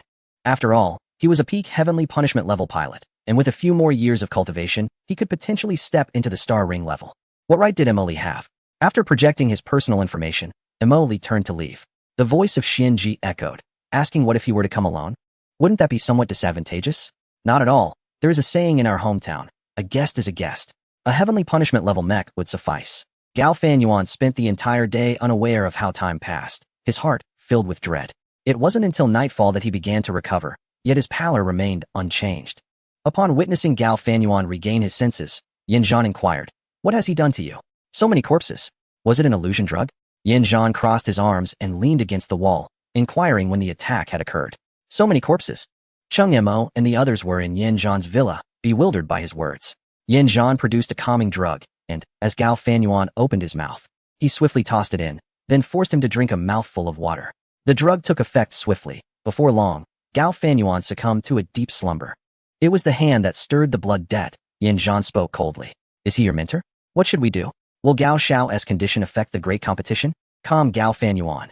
Yin Zhan settled onto the sofa, stating that a good rest would remedy him.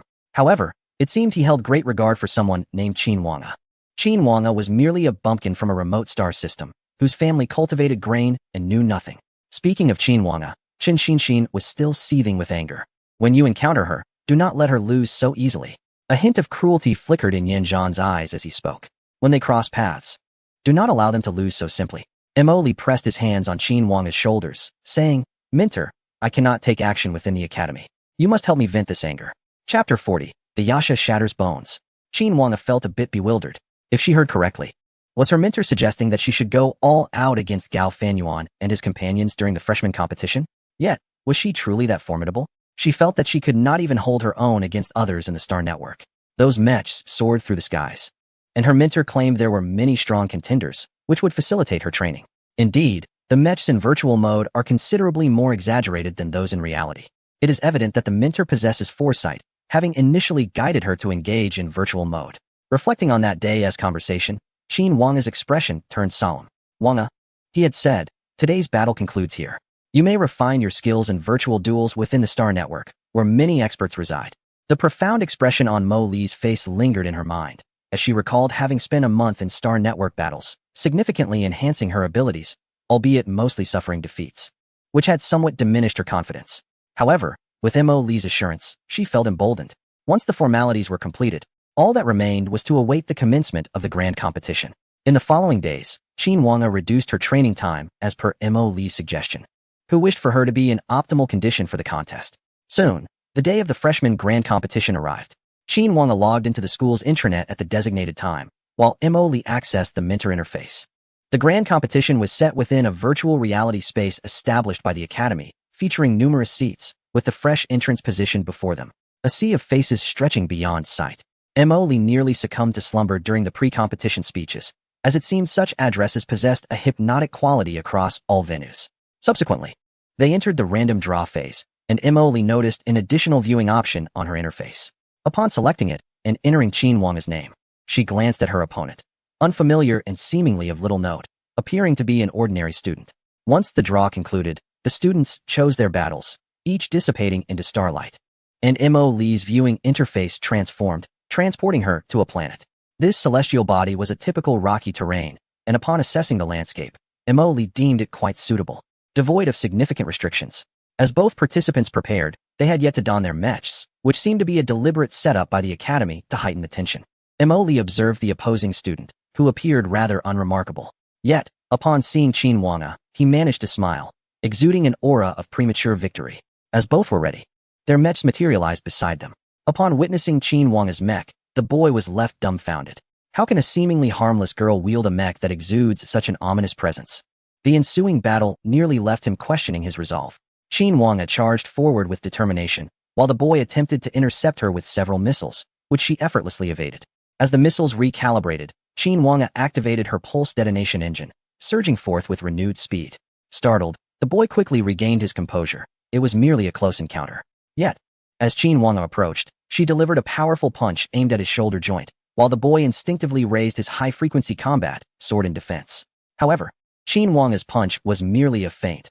Her true lethal maneuver was a rapid knee strike from the side. Caught unawares, the transmission system in the waist and abdomen was struck precisely by Qin Wanga, causing a slight delay in the lower half of the boy's mech. Immediately, Qin Wanga crouched and seized the boy's thigh, and the engine surged into overload, propelling both of them forward. The tremendous force caused the boy to stagger backwards. Yet he failed to notice that during his retreat, Qin Wanga pulled back his fist and unleashed a sudden strike. Failure. Enormous scarlet letters materialized before his eyes, and the boy stared incredulously at those two characters, questioning why. The system would not provide answers to his inquiries. Meanwhile, after Qin Wanga's victory, she promptly returned to the drawing space, awaiting the second round of combat.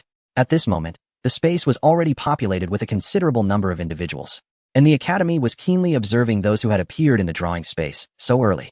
The earlier one appeared, the quicker the battle was resolved. Behind the academy, there existed a panel of mentors who assessed battle data to identify potential prodigies. Several seed candidates were anticipated, while there were 38 freshmen outside the preliminaries, all of whom concluded their battles within 30 seconds. The battle recordings had been distributed, urging all to swiftly filter through them. The academy possessed a comprehensive system. A rapid conclusion to combat indicated not only a certain level of skill, but also a stroke of luck. Hence the necessity for the mentors to manually sift through the footage. They could directly view the battle recordings, analyzing whether the match was merely a case of beginners clashing or a one-sided domination. Among the more than 4,000 videos, over 1,000 mentors were engaged in analysis, magnifying every detail. The students were assigned identification numbers, and the analyzing mentors would create individual profiles for those with genuine potential. Lin Xin was among these mentors, currently scrutinizing 4 recordings assigned to her. This one was rather standard, lacking any notable traits. The opponent, being of the ambush class, could not even react to a missile. Next, this one was somewhat better. A profile could be established, as it was evident the opponent had not unleashed full capability. This one, a combat mech? Quite rare. Upon encountering the combat mech, Lin Xian momentarily paused, instinctively glancing at the information of the student operating it. Qinhuanga? A combat mech? The peculiar combination left her somewhat bewildered. Such pairings were scarce even within the Star River Academy. Moreover, it was the Yasha Bonebreaker series of mechs, a type not easily mastered by just anyone. Lin Xian, having achieved the status of a mentor at the Star River Academy, possessed remarkable insight and capability. Such a combination indicated either exceptional skill or foolishness, yet fools do not gain admission to the Star River Academy. As the battle recording played, Lin Xian was captivated by Qinhuanga's charge. The posture was highly refined. With a slight downward dive, as he soared, all auxiliary engines ignited at the most optimal angles, allowing for swift responses to any incoming missile laser targeting. The opponent's counterattack was executed flawlessly. After a quick evasion, the secondary engine burst surprised Lin Xian. How decisive! If he had failed to close the distance, it would have wasted considerable energy. However, for the combat exosuit, engaging at close quarters is a matter of life and death.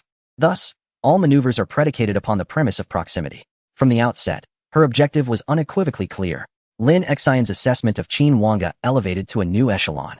As Qinhuanga successfully closed the distance, the moment her opponent drew their weapon, Lin Xian's expression turned serious. The opponent's combat reflexes and instincts were impeccably standard, yet Qinhuanga's offensive techniques astonished her. Why did that kick target this specific area? Did she manage to seize an advantage? Lin Xian watched in amazement as Qinhuanga charged forward, cradling her opponent's exosuit, and her gaze fixated on the retracting cannon punch. The auxiliary engines concealed within the elbow joint activated in full, igniting a blazing tail flame that enveloped Qinhuanga's cannon punch. Boom! The fist struck the cockpit of her adversary, simultaneously updating the data. The pilot's internal organs sustained damage. Lin Xian widened her eyes, incredulous at the sheer force of that punch. Why was it so extraordinary?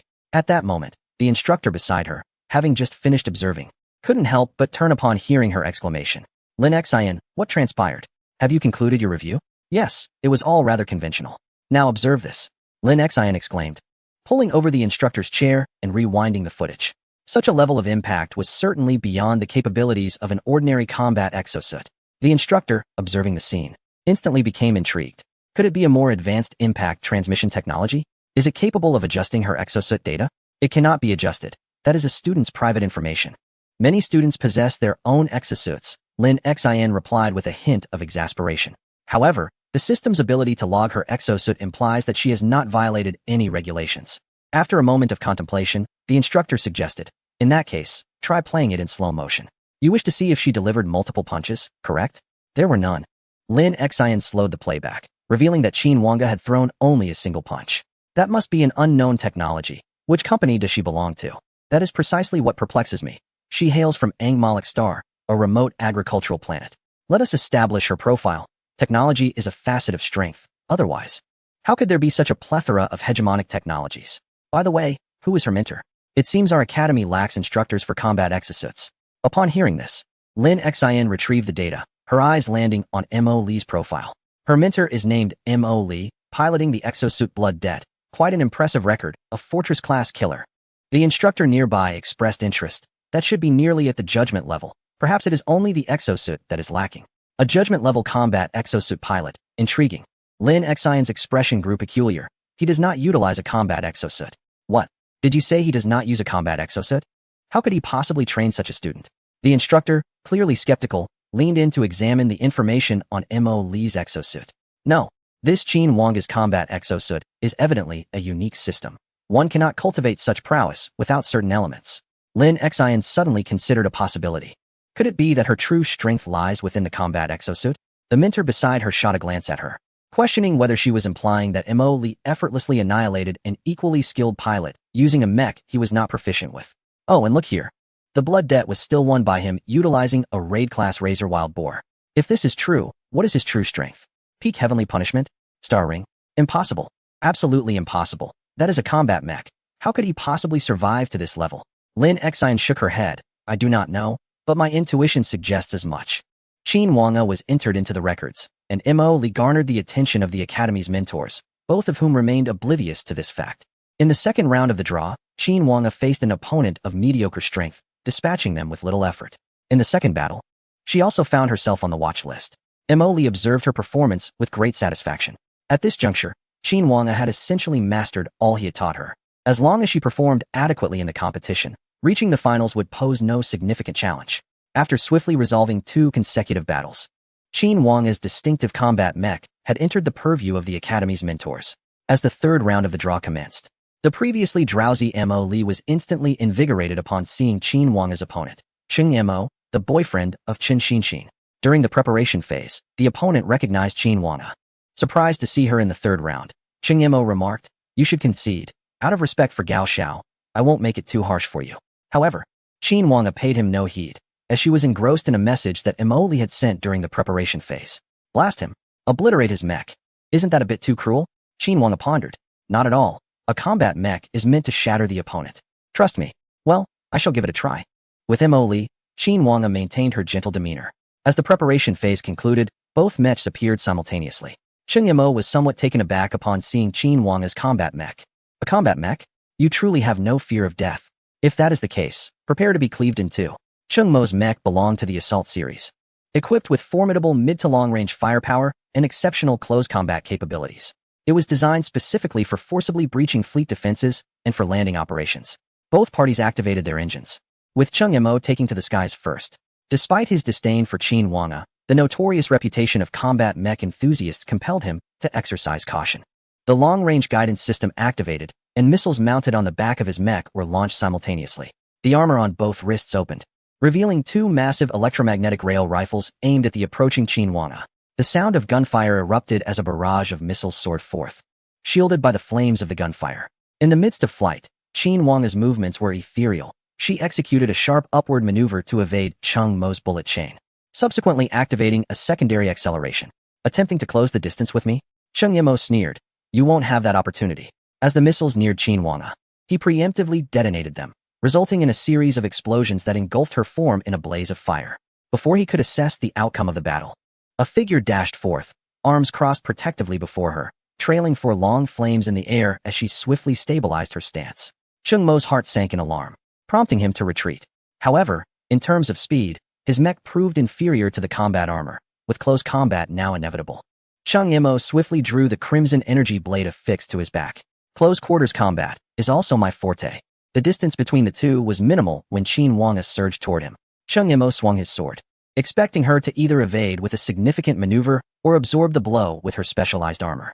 To his astonishment, she merely sidestepped his strike, then unleashed a lightning-fast elbow to the joint mechanism of his armor. The feedback sensation left Cheng Mo's hand tingling. Just as he aimed to fire the heavy pulse cannon with his other arm, another punch landed on his shoulder. With his left arm numbed and a fleeting moment of hesitation, Qin Wang's onslaught descended upon him like a tempest. At that instant, Cheng Mo felt as though he were a leaf in a storm, his body entirely out of his control. In contrast, Qin Wang seemed to have entered a frenzied mode, utilizing her fists, elbows, and knees as weapons of assault. First, she smashed through Cheng Mo's defenses with a punch, then, without a moment's delay, executed a rapid spinning kick that sent him flying. Immediately following, her engines roared to life, and a shoulder charge propelled Cheng Mo further into the air. At that moment, he felt agony coursing through his entire being. Every attempt to move was met with a disheartening delay. Intertwining pain and latency disrupted his control over the mech. Occasionally retaliating, he was met with even fiercer attacks from Qin Wang, appearing to an outsider as nothing more than a punching bag, mercilessly battered by her relentless strikes. In the realm of true simulation, pain transmitted synchronously, and Cheng Mo cried out in distress. Yet the battle was far from over before he could be declared defeated. As for whether real pain might leave psychological scars on the students, the Galaxy Academy remained indifferent. After all, if they could not endure pain even in a virtual setting, how could they withstand the slightest discomfort in genuine combat? The one-sided onslaught from Qin Wang persisted, and Cheng Mo felt his consciousness teetering on the brink of oblivion. For a fleeting moment, the suffocating pain subsided, leading him to believe he had found respite, only to see Qin Wang rapidly ascend to the skies. At that juncture, Cheng Mo was akin to a live target, having nearly lost all control over his mech. Boom, boom, boom. Through his blurred vision, he discerned multiple sonic boom clouds above, and as he plummeted toward the ground, he sensed something hurtling toward him at high speed. Bang! In an instant, a massive fireball engulfed his view. followed closely by the stark words defeat emblazoned before him. The pain dissipated at the moment of his failure, yet the psychological phantom pain lingered, leaving Chung Mo somewhat dazed. Among the mentors in the Academy's support team, the third round of selections would demand utmost diligence. Those who emerged victorious in these head-to-head confrontations were elite fighters, capable of eliminating many and securing their place. Lin Xin was sifting through the seed candidates she had been monitoring in the previous 2 rounds, comparing them to see who had advanced into the third round. To her surprise, she did not find Qin Wanga's name on the list. This was unexpected. Had she encountered formidable opponents? Lin Xin pondered, considering that based on Qin Wanga's performance in the prior rounds, this round should not have posed such a challenge. However, she had already established a detailed profile, enabling her to review Qin Wanga's battles at any time. As she contemplated, she accessed the footage of Qin Wanga's third-round fight. Gasp! After watching for a moment, she was taken aback, her eyes widening in shock. It was a one-sided massacre. In the video, Chung Mo appeared utterly incapable of retaliation, while Qin Wanga's every strike deliberately avoided lethal points, resulting in this unilateral slaughter. Observing the decisive blow that concluded the fight, Lin Xin furrowed her brow. Her assessment of Qin Wanga's character would need to be re-evaluated. In the 4th and 5th rounds, Lin Xin noted a shift in Qin Wanga's combat style, which reverted to her initial approach, seeking opportunities to close in and dispatch foes swiftly. The impression was peculiar, as if she bore a personal grudge against her opponents. Lin Xin's thoughts stirred. Xinghe, I shall employ my mentor privileges to retrieve data and analyze the enmity between Qin Wanga and Chung Mo. Suddenly, the holographic screen flickered, and the Academy's super AI, Xinghe, commenced its operation. In a mere 3 seconds, pertinent information materialized before Lin Xin's eyes. So this was the case? It seemed that Chung Mo and Gao Fanyuan were not to be trifled with. Upon reviewing these details, Lin Xin promptly stood up. Director, I have made a discovery. Director Jiang Wenshin approached her, inquiring, what is it? Lin Xin began by relaying the information regarding Qin Wanga, a potential candidate for the combat mecha. That is quite rare. However, training pilots for the combat mecha series is exceedingly challenging. The hazards are substantial, with many perishing in close proximity to their adversaries. She merits focused cultivation. You possess reporting privileges for this, do you not? Yes, Director. There is something else I have yet to mention. What is it? Jiang Wenshin asked, puzzled. Lin Xin presented the data analyzed through her privileges, and Jiang Wenshin fell into deep contemplation. Gao Fanyuan indeed raises concerns. The Gao family, I presume? He sighed, recognizing the implications. These family enterprises would not send their heirs here without reservations. Wherever there are people, there exists society. The internal dynamics of Xinghe Academy were not monolithic. Otherwise, these family enterprises would not dare to extend their influence so brazenly. The internal affairs were intricate. It seemed someone was connecting with these enterprises. Let us place Gao Fanyuan on the watch list, he concluded. Very well. Throughout the morning, Qin Wanga participated in 7 matches, achieving victory in all. During the 3-hour break at noon, Mo Li approached Qin Wanga with a smile. How do you feel? It seems to be going well. Having just disconnected from the network, Qin Wanga's cheeks were still flushed. It feels fantastic. Mentor, why do they seem a bit weak? Not at all. It is simply that you are exceedingly strong. Mo Li replied, giving her a thumbs up. Qin Wanga's face flushed even deeper. While she could acknowledge her prowess when others praised her, the memory of Mo Li, who had previously bested her using the same model mech with 1 hand and a single engine, lingered in her mind, leaving her feeling inadequate. The small sense of pride that had just begun to blossom within her vanished in an instant. Unbeknownst to her, Mo Li observed the shifting expressions on Qin Wanga's face, completely unaware of her internal struggle, and proceeded to leave for a meal. Mo Li took her dining seriously. Qin Wanga hurriedly followed, and the two found a nearby restaurant to eat. Meanwhile, a group led by Gao Fanyuan appeared somewhat solemn as they gathered in a room. The 5 individuals surrounded a holographic screen displaying the battle between Chung Mo and Qin Wanga. Chen Xinxin gazed at Chung Mo with concern, while Gao Fanyuan and Meng Shengyan focused intently on the footage. This combat mech was no ordinary machine. After a lengthy silence, Meng Sheng spoke gravely. Yin Zhan stroked his chin in contemplation, questioning why the transformation was so drastic and whether this style of combat mech was reminiscent of her mentor. Meng Sheng recalled the icy sensation from that time, and instantaneously, Yin Zhan also thought of Mo Li from that moment, his expression visibly darkening. Do you have confidence in facing her? Yin Zhan asked Gao Fanyuan. I shall obliterate her cockpit, Gao Fanyuan replied with a measure of confidence. Though Qin Wanga's assault appeared ferocious, it was merely that Chung Mo could not withstand her close-range attack. If he were to take her on, the outcome would be decidedly different. Well, that is reassuring. Yin Zhan expressed his satisfaction, for as a mentor, He could not afford to lack confidence in his pupil. As for Chung Imo, Yinzhan cast a disdainful glance at her, who was still lost in thought. To be so easily frightened by a single battle, leading to a string of defeats, and now lacking even the qualification to enter the loser's bracket. Such a person can never become a formidable pilot. With such bad luck, she might not even reach the fortress level. Nevertheless, despite his contempt, Yinzhan acknowledged the necessity of being cautious against the combat mech. We must not give her any opportunities when the time comes. I am aware, Gao Fanyuan replied, a sickly smile creeping upon his lips. I can already envision her cries of despair. In the restaurant, after finishing her last piece of meat and wiping her mouth, Emily remarked, "Let us show him a thing or two." Qin Wang nibbled her food delicately. Mentor, they all say Gao Fanyuan is a genius. A genius? Merely a waste. His mentor at the heavenly punishment level is no better. Rest assured, a waste can only produce another waste. I am 1,000 times superior to your mentor. In all honesty, over the past 2 months, Qin Wang had developed a certain immunity to the confidence Emily exuded. Even now, she could silently enjoy her meal without uttering a word. Yet, it was undeniable that Emily was indeed powerful. At present, Qin Wang lacked a precise understanding of just how formidable Emily truly was. As the 3-hour break concluded, the afternoon battles commenced. In the subsequent matches, Qin Wang showcased the results of her training over the past 2 months with remarkable prowess, achieving 16 consecutive victories. Boasting an illustrious record, she has secured a place among the top 132.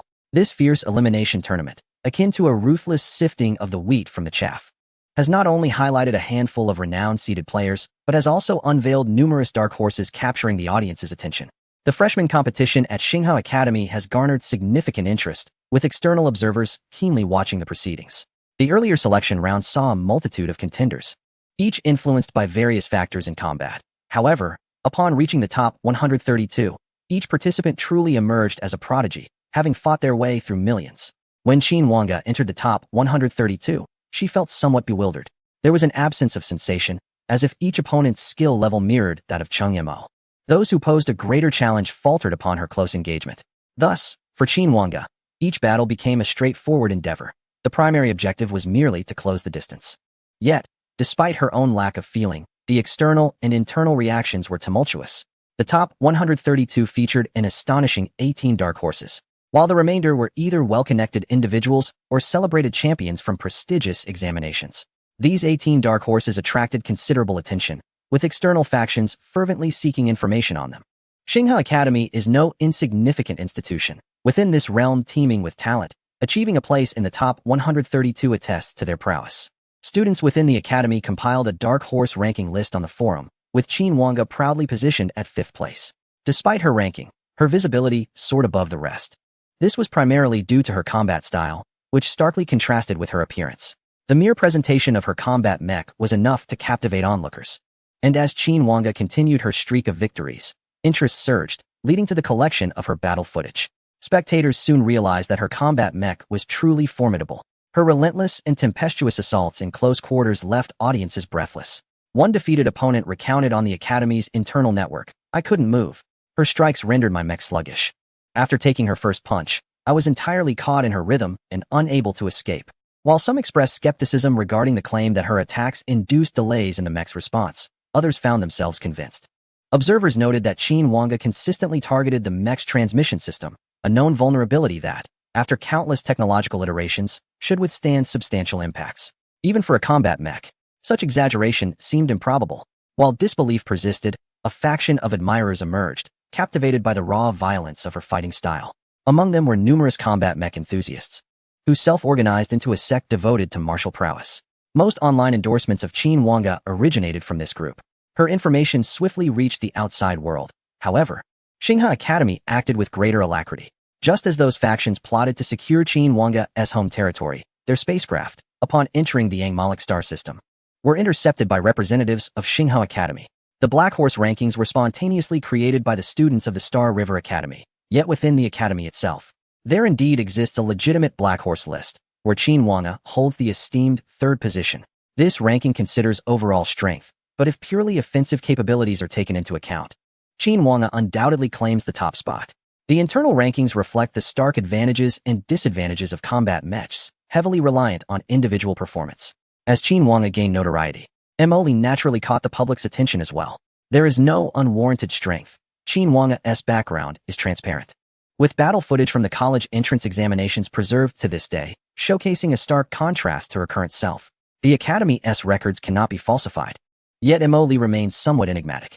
His capabilities appear as a bottomless pit of mystery, particularly given that he managed to train Qin Wang to such a level in just 2 months, which is quite intimidating. Furthermore, another factor contributing to Mo Li's fame is that Qin Wang is the sole individual among these 132 students who received instruction from an esteemed honor mech pilot. In contrast, the likes of Yin Zhan, as an honor mech pilot, do not hold the same weight, as they are essentially groomed by powerful factions, distinctly different from independent pilots. When this revelation was posted on the Academy's internal network, the ensuing questions accumulated over 100,000 replies, followed by intense discussions. Wasn't it said that honor mech pilots are useless? Are you telling me the leader's mentor is an honor mech pilot? Who is this Blood Debt? Quite impressive. There's more to Blood Debt than just this. I found out he rose to prominence within a month, defeating 6 fortress-level pilots. And his mech was a mere skirmish-level mech. Wow. I found a post from when Blood Debt first arrived, seeking students. Huh. Are you saying the top 132 slipped through my fingers? No. Didn't I notice that Blood Debt doesn't specialize in combat mechs? Are you implying he is not specialized in combat mechs and still trained a top 132 pilot? It's possible he specializes in combat mechs, and his other mechs are merely average. You mean he can easily dominate his peers as soon as he enters skirmish level? The more they delved, the more they uncovered the complexity of Mo Li. Typically, mech pilots specialize in one type of mech. Yet the results produced by Mo Li starkly contrast with the strength he has exhibited. It's evident that Blood Debt is not a combat mech. Online, varying opinions emerged regarding Mo Li's superior mech type, but since no one had witnessed Mo Li in action, the debate remained unresolved.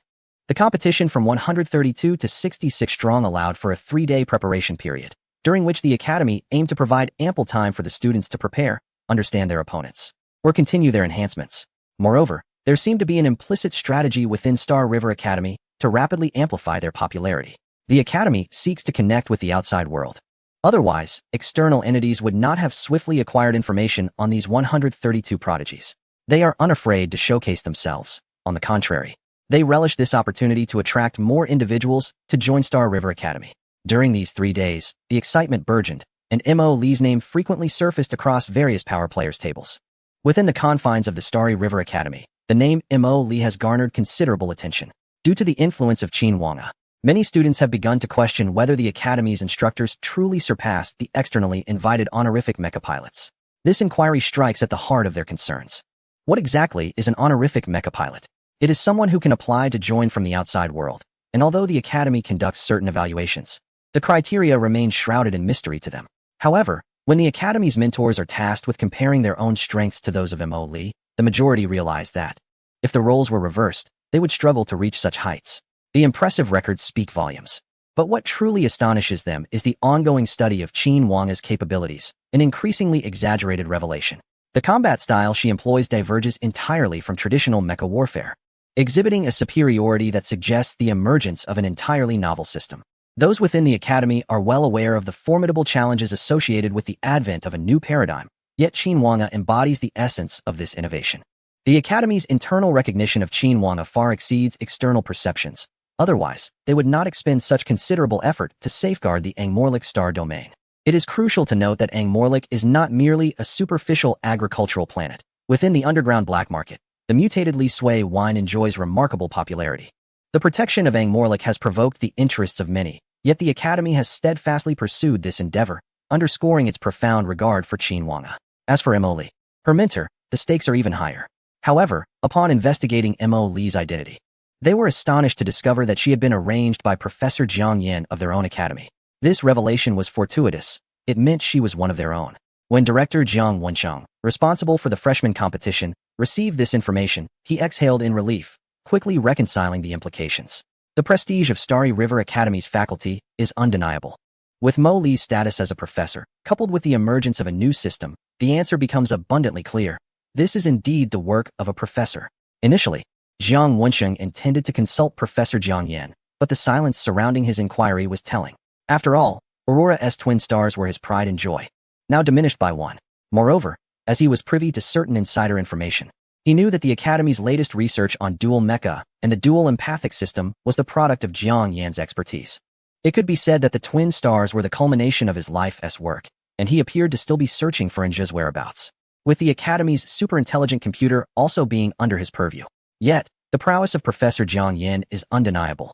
Despite the circumstances, he continues to innovate with new systems. Jiang Wensheng could not help but reflect on this. Given the situation, it would be prudent not to disturb Professor Jiang Yin further. Thus, Jiang Wensheng and the mentoring committee for the freshman competition shared a tacit understanding, leading to a significant reduction in the resentment directed towards Mo Li among the mentors.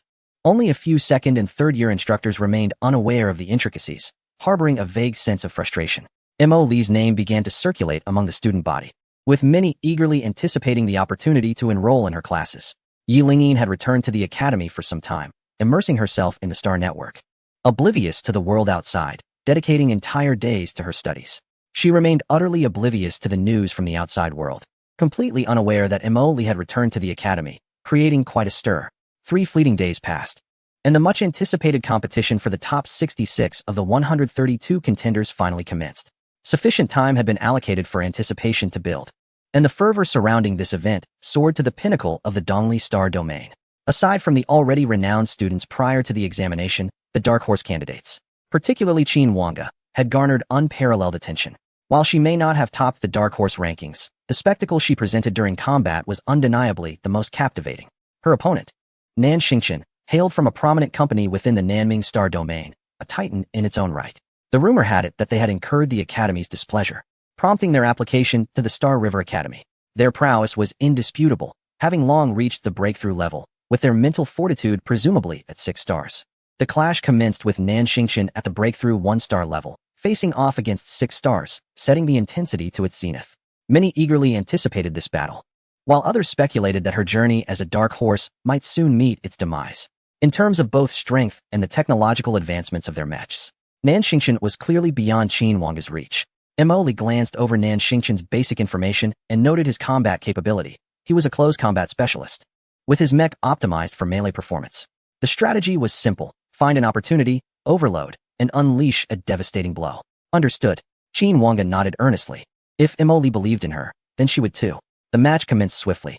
Nan Xingqian, with his flamboyant golden locks, displayed a rather ostentatious demeanor, engaging Qin Wanga in conversation even during the preparation phase. I hear you're a dark horse. Qin Wanga remained silent. Unfortunately for you, I specialize in taking down dark horses. Given that you're a girl, well, I suppose I'll treat you like a boy, since you don't present well at all. He smirked. Why the silence? As the countdown concluded amidst his incessant chatter, both mechs materialized. They hold your close combat skills in high regard, but unfortunately for you, I excel in that area as well. Nan Xingqian cackled, his elbow jerking as a pair of crimson energy blades erupted from his wrists. Now, let us see how your fists measure up against my scarlet bloodlust. Undeterred by the fierce reputation of Qin Wanga's close combat prowess, Nan Xingqian charged forward. The Academy's top 132 battles were fully publicized, easily accessible by searching their names online, where viewers could select either first-person or third-person perspectives. A significant audience gathered to witness the duel, and gasps of astonishment erupted upon seeing Nan Xingqian's dual blades. Previously, he had been known to wield a laser knife, but in the finals, he had unexpectedly switched to this dual blade configuration.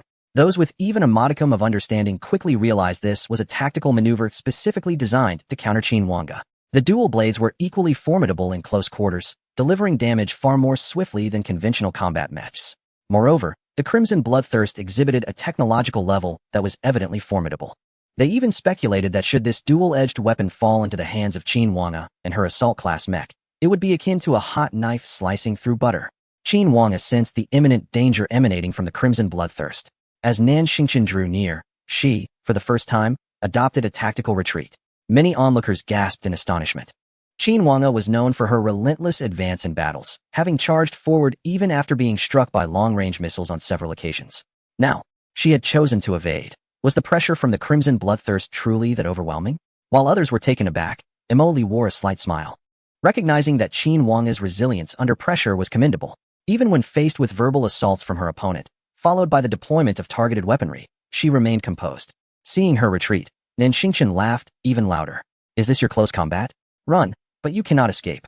He activated 2 sets of auxiliary engine thrusters, propelling himself toward Qin Wanga at breakneck speed. With his arms crossed in an X-cut, Qin Wanga executed an unexpected maneuver. She lowered her head and forcefully squeezed beneath the arc of the X-cut, sustaining injuries as the sharp edges severed her shoulder horns. This audacious move granted her the opportunity to close the distance. Gritting her teeth, Qin Wanga understood that this moment represented her chance for victory. Thus, she held nothing back. Boom. The flame from the mech's engine thrust shifted from fiery yellow to deep blue, then to a blinding white. All auxiliary engines of the mech roared to life. And the two mechs were almost face to face. Nanshinchen could even catch a glimpse of the eerie light in the eyes of the Yacha shattered bones. In the next instant, with astonishing speed, Qin Wanga unleashed two powerful punches upon the transmission system of Nanshinchen's ribs. Even though the mechs were of different classes, the overload mode caused unavoidable delays in Nanshinchen's system. His expression shifted slightly as he realized this was the legendary delay attributed to Qin Wanga's strikes. Almost instinctively, he sought to create distance using his superior power level. However, Qin Wanga had already drawn her fists to her waist and simultaneously struck out. The tremendous shockwave penetrated the mech, impacting Nanshinchen and causing him to shudder, a trickle of blood appearing at the corner of his mouth. How could this be possible? Nanshinchen's eyes widened in shock. His mech, equipped with several of their proprietary technologies, included a feature designed to enhance structural stability, allowing for greater force distribution. Yet, despite this, he still felt the impact. With no time to ponder further, Qin Wanga had already grasped his right arm, planted a foot upon his knee armor, and executed a throw. The Yacha shattered bones overloaded engine emitted a deafening roar. Regaining his senses, Nanshinchen lifted the crimson bloodthirst and swung down. A mechanical arm, crackling with electric energy, crashed to the ground. Qin Wanga's complexion turned pale as she gritted her teeth, enduring the pain of the shared sensation. With a knee thrust, Nanshinchen's right arm erupted in a burst of electrical sparks, causing the weapon in his grasp to lose its energy supply and vanish. The devastating exchange left all observers wide-eyed, while Mo Li's brow furrowed slightly. There remained a discernible disparity between the machines. Otherwise, Qin Wanga's recent maneuver could have easily severed Nanshinchen's arm, rather than resulting in this mutual loss. The battle raged on, and after sustaining damage, Nanshinchen found himself in dire straits, his resolve evidently weaker than Qin Wanga's. The intense pain caused beads of sweat to form on his forehead, while Qin Wanga appeared unfazed, using his shoulder to ram into the crimson of Nanshinchen's left hand before delivering a headbutt to his chest. This time, the impact was noticeably less severe, and Nanshinchen barely managed to withstand it, contemplating using the crimson weapon to strike down Qin Wanga. However, Qin Wanga seized the armor at his waist, pivoted around it, and Nanshinchen could only perceive a sidekick descending upon his chest. Boom! A shower of sparks erupted, and Nanshinchen could no longer contain himself, spitting out a mouthful of blood. Yet, Qin Wanga's assault was far from over. In that fleeting moment of Nanshinchen's disorientation, another leg kicked away the crimson weapon, and with a swift bend of his knee, the entire mech ensnared Nanshinchen in an unusual fashion. The spectators were left astonished, gasping in disbelief. What is this? No, who taught you to operate a mech like this? Is this even possible? As Nanshinchen regained his senses, a tremendous impact surged through his abdomen, forcing him to gasp and retch. He then felt himself being propelled skyward. In overload mode, the Yasha's bone-shattering power approached the pinnacle of assault mechs, moving with incredible speed. By the time Nanshincchen reacted, he was met with Qin Wanga's elbow striking from above. The horrific force rendered him utterly uncomfortable, his consciousness clouded, unable to issue any effective commands, and that elbow sent him plummeting rapidly. As the onlookers remained puzzled about Qin Wanga's intentions, they were soon met with a spine-chilling spectacle. Qin Wanga erupted forth, trailing explosive sonic clouds, and struck down upon the descending Nanshincchen with a punch to the mech's head, followed by a knee to the chest. Both fists and feet became Qin Wanga's instruments of assault, allowing the spectators to truly experience a tempest of fury. Punches, knee strikes, elbow jabs, and shoulder rams rained down upon Nanshincchen, the force of each blow crashing like relentless waves, rendering his consciousness foggy and disoriented. The two continued their descent, accelerating until they crashed violently into the ground. In that moment, Nanshincchen seemed to glimpse the visage of his long-departed great-grandmother. To the audience, the rising dust revealed a mech, its foot raised high. Boom! With a stomp akin to a battle axe, Nanshinchen's mech crumbled under the strain, the cockpit displaying a peculiar dent. The victor was Qin Wanga. Even as the winner emerged, the spectators remained momentarily dazed. As the dust settled, they beheld the Yasha, its single arm crackling with electricity, its shoulder and knee armor smoothed, sending chills coursing through their bodies. Meanwhile, Nanshinchen's mech lay marred with countless dents and depressions, a sight that sent shivers down their spines. In a luxurious villa at the Galaxy Academy, Nanshincchen awoke abruptly. Sitting up in bed with his hands gripping the sheets tightly, his gaze filled with terror as he gasped for breath. Sir? Sir? A voice seemed to echo from a distance. Slowly, Nan Xingqian turned his head to see the anxious expression of the steward beside him. With great difficulty, he swallowed hard and released the blanket. What a violent woman. At that moment, following Qin Wange's triumph over Nan Xingqian, the temperature in the room surged dramatically.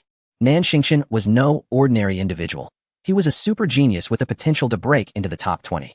How could he not be infuriated to be defeated by a mere assault-class pilot? Not only were the spectators left in shock, but the Academy's mentors were also left in disbelief. Is it really that fierce? What kind of monster has Mentor Mo Li trained? There's a certain pain that comes from merely watching. Mentor I won. Upon exiting the combat space, Qin Wange approached Mo Li, her face adorned with a hint of joy. Indeed, quite impressive. You possess some of my flair. However, her victory was partly attributed to that arrogant lad who squandered his mecha advantage through overconfidence. I understand. Qin Wange nodded slightly, preparing to absorb Mo Li's teachings. Now you comprehend the significance of numerical values, don't you? As long as your stats are sufficiently high, there's no need for flashy techniques. Huh. Qin Wange tilted her head in confusion.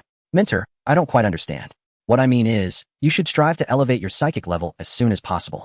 Only when your psychic power aligns with your mecha's enhanced capabilities can you wield it more effectively. Had he successfully overcharged just now, you would have been the one to lose. In the 46th match against Gao Fanyuan, Qin Wange nodded in realization. But after I struck him, I wouldn't grant him the chance to overcharge. That reflects your inexperience. If I were in Nan Xingqian's position, I would have overcharged immediately, crushing you with absolute numerical superiority. The thought of Mo Li engaging in a head-on clash with her overcharging gave Qin Wange a pale expression. Mentor, I understand. Very well. However, I have only just broken through to the assault class. Rapid enhancement may take some time. Mo Li's expression stiffened. That seems to be the case. Nevertheless, if our numbers don't improve, we shall overwhelm them with sheer technique. Mentor, you just mentioned the importance of numerical values. Slap. Mo Li unceremoniously smacked her small head. At such a young age, instead of learning well, you're undermining your mentor. Now let us eat. Qin Wange's battle had stunned everyone. The outside forces were in a frenzy. Battling beyond one's rank was already worthy of attention. After all, the mecha statistics were evident, with performance disparities that were insurmountable by mere technique.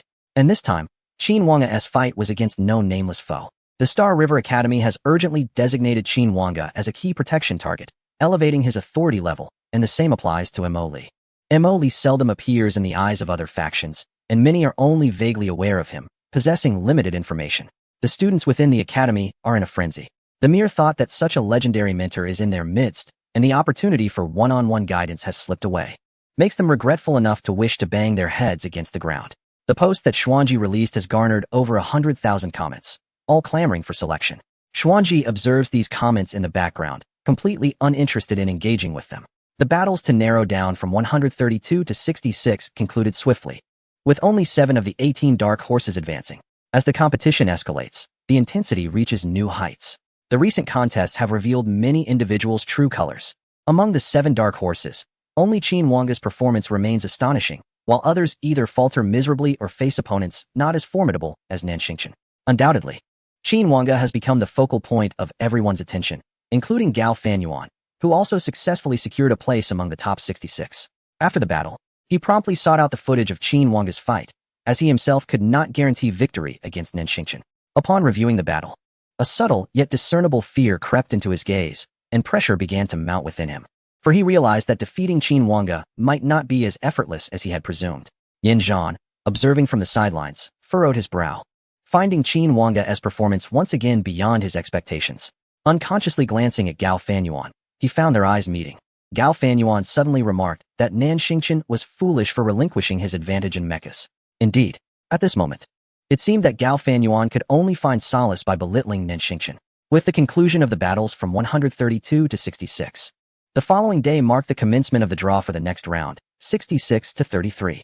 At the drawing venue, only a handful remained, primarily familiar faces, accompanied by their mentors. During the draw, Mo Li happened to spot Gao Fanyuan and Yin Zhan not far off. Mo Li silently chuckled, and, when they glanced his way, made a discreet gesture across his throat. He was no benevolent figure. He would not shy away from retaliation when others had already pushed him to the brink. Gao Fanyuan also took note of them, while Qin Wange quietly began his draw. Once the draw was complete, Qin Wange looked over to Gao Fanyuan, who, upon drawing his lot, appeared far less composed than before upon seeing the name inscribed. Qin Wanga. The two were to face one another. Even the dullest of students and mentors surrounding them could sense the palpable tension between Qin Wanga and Gao Fanyuan, and it seemed their mentors harbored their own grievances. As many had witnessed Mo Li's throat-cutting gesture, by the next day, the animosity between Gao Fanyuan and Qin Wanga had spread rapidly, with various rumors circulating, each version more fantastical than the last. Qin Wanga remained oblivious to the external chatter, focusing his mind until the match commenced, when the two would finally confront each other. I will not grant you the same opportunity as that foolish blonde. Gao Fanyuan cast a cold glance at Qin Wanga, who remained silent, merely fidgeting with her fingers. At that moment, Nan Xingqian, watching Qin Wanga's match from home, erupted in a torrent of curses. What does that fool know? Just wait until he gets punched. Observing Qin Wanga's silence, Gao Fanyuan also lost his interest in conversing. Taking a deep breath, he awaited the preparation time to elapse, and the mecha materialized.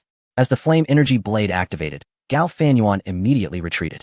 Just as he anticipated, Qin Wanga charged forward. The missile bays on her back opened completely, and dozens of small missiles launched simultaneously, obstructing every possible route of her approach. Let us see how you get past this. Gao Fanyuan smirked. As a laser rifle emerged in his hand, aimed squarely at Qin Wanga, unleashing a barrage of shots. Yet, in that moment, Qin Wanga moved like a specter, deftly maneuvering through the missiles, her massive mecha exuding an unexpected lightness. The laser rifle's power was limited, only managing to leave a few dents on Qin Wanga's armor. By now, she had closed the distance. Gao Fanyuan swung the flame energy blade in a desperate attempt to repel her, and for a fleeting moment, it worked, causing her to hesitate. However, before he could revel in his brief success, he was startled by Qin Wanga's sudden acceleration. Madwoman, is she overloading already? In the next instant, a tremendous impact struck him, causing his eyes to widen in shock. The audience, having witnessed Qin Wanga's attack, wore expressions of pity as they observed the force of her punch land on Gao Fanyuan's cockpit. It's over. This is even worse than Nan Xingqian. What a pity for Nan Xingqian. Hasn't he seen the master's battles? After the punch, Gao Fanyuan felt a haze enveloping his consciousness. When he regained awareness, his mecha was being pummeled relentlessly by Qin Wanga's storm-like assault. Every inch of his being seemed to be under siege, waves of pain crashing over him. Gao Fanyuan's will faltered far more than that of Nan Xingqian, who, even while under attack from Qin Wanga, could occasionally retaliate. Gao Fanyuan, however, could not muster even a single counterattack. As he resembled a giant punching bag, Yin Zhan's expression darkened completely. He and Mo Li had both chosen to observe from the mentor's seat, and now, turning to face Mo Li, he encountered a mocking grin. Is he really unable to last even a single round? Is this what the pinnacle of heavenly punishment produces? Yin Zhan's fury ignited, yet Gao Fanyuan's defeat had become inevitable. With Qin Wanga's final punch delivered, the system determined that Gao Fanyuan's consciousness had disconnected, signaling the end of the battle. In response to Mo Li's taunts, Yin Zhan found himself at a loss for words. The truth was undeniable. Gao Fanyuan truly could not compete with Qin Wanga. Despite possessing a mental prowess 5-star levels ahead, he had still been overpowered in a higher-tier battle. This would undoubtedly diminish his standing within the Gao family. Wait, higher-tier battle? Suddenly, Yin Zhan's thoughts stirred. While battling beyond one's tier is indeed impressive, what of you? Mo Li raised an eyebrow, recognizing the crude provocation for what it was. Indeed, this was Yin Zhan's intention. Despite the throngs of admirers surrounding Qin Wanga, there were equally many who were captivated by Mo Li, perhaps even more. After all, those with even a modicum of information were aware that Qin Wanga had been trained by Mo Li in a mere 2 months, which was truly the frightening aspect. If he could successfully provoke Mo Li, he might reclaim some of his lost dignity and draw even greater attention to himself. Would you accept the challenge? Or would you decline? Yin Zhan was unwavering, his gaze fixed intently upon Mo Li. Accept? Of course, I shall accept. Mo Li adjusted his wrist. But I must inform you beforehand that my acceptance is not a result of your provocation. Rather, I have long harbored disdain for you. Numerous mentors had gathered nearby. Their interest piqued upon hearing of the impending duel between the two. Would Mo Li, the mentor, engage in battle with Yin Zhan, another mentor? I must witness this. It must be said, the disparity in mechanical performance between the fortress and the celestial punishment is rather substantial. This could serve as an opportunity to assess Mo Li's true capabilities. The surrounding mentors buzzed with excitement, while Yin Zhan surveyed the crowd with a cold smirk. Perfect. I shall utilize their voices to amplify my own reputation. The two vanished simultaneously, reappearing in the training arena. Yin Zhan swiftly summoned his pre-programmed mech, the Inferno Devourer. Mo Li, upon seeing this, began to sift through the database in search of a suitable mech. His blood debt was still undergoing modifications. and defeating the peak of celestial punishment with its performance would be a formidable challenge. He sought a more manageable option. Xuanji, assist me in my selection. Analyzing. Retrieval in progress. Target match successful. For mechs have been filtered. The mechanical response caused Mo Li's brow to furrow slightly as he muttered to himself. Where has Xuanji wandered off to now? His gaze traversed the 4 mechs before ultimately settling on one that was entirely black, emanating a hint of ferocity. The abyss of corruption, is it? You shall do. As Mo Li made his choice, the mech rapidly assembled around him, a towering 13-meter figure materializing before Yin Zhan. Connection to the empathy system established. Connection successful. Current empathy rate, 100. The gorilla mech. Yin Zhan's voice brimmed with barely contained fury. This type of mech is renowned for its speed, yet its weaponry lacks the requisite might. Thus, transcending tiers with such a mech is exceedingly challenging, as it often fails to even breach the opponent's shield. I shall be merciless in my resolution of this encounter. Yin Zhan's unwavering gaze bore into the abyss of corruption, which stood before him like a silent black night, each word dripping with intent. Mo Li drew forth the mech's accompanying weapon, the Frost Abyss. This particle lightsaber weapon is favored by the gorilla mech for its lightweight design and respectable power. Its sole drawback is its high energy consumption. As both combatants readied themselves, the system transported them to the challenge arena, set within the terrain of a distant planet, featuring mountains, rivers, and valleys. In an instant, without the need for greetings, the infernal blaze ignited, searing through the gaps in the armored body, leaving wisps of flame on arms and feet. The flames erupted, and the missile bays on either side of the waist opened, unleashing a barrage of missiles. Mo Li narrowed his gaze slightly as the high-energy laser emitters on his shoulders activated, emitting 2 beams that swiftly detonated all incoming missiles in midair. Amidst the explosive fire, the infernal blaze tore through the flames, and all auxiliary engines on his shoulders roared to life, propelling him forward with unparalleled speed, closing in rapidly on Mo Li. Mo Li exhibited no signs of fear. With a flick of his wrist, he twirled his blade, activating his engines to charge forward. A reckless move. Yin Zhan, witnessing this, smirked coldly and cranked the output of the infernal blaze's engines to the maximum. Boom. His speed surged once more, causing the flames enveloping his body to swell dramatically, emitting an intense heat that radiated outward. At that moment, the infernal blaze resembled a colossal fireball. As Mo Li approached, he lowered his body, slipping past the infernal blaze. In that fleeting moment of contact, a high-temperature alarm blared within the cockpit. They both turned simultaneously, yet Mo Li was half a beat faster than Yin Zhan. This detail caused the observing mentors to flinch. At such speeds, the quicker the turn, the greater the G-force endured by the pilot. Could it be that Mo Li's physical prowess surpassed that of Yin Zhan? As they pondered this, Yin Zhan had just completed his turn when he was struck by 2 beams of laser fire, causing the self-adaptive energy shield to ripple into action. Boom. Mo Li maximized the output of his engines, leaving a brilliant azure trail behind him. Yin Zhan furrowed his brow, realizing that Mo Li was indeed formidable. Armor layers on his shoulders detached, forming 2 hovering cannons that targeted Mo Li and unleashed a volley of energy projectiles. Mo Li had already deactivated his adaptive shield, shifting to the side to evade one barrage, then executed a sweeping strike with his blade, sending energy scattering. Yin Zhan, seeing this, charged forward decisively. A feint.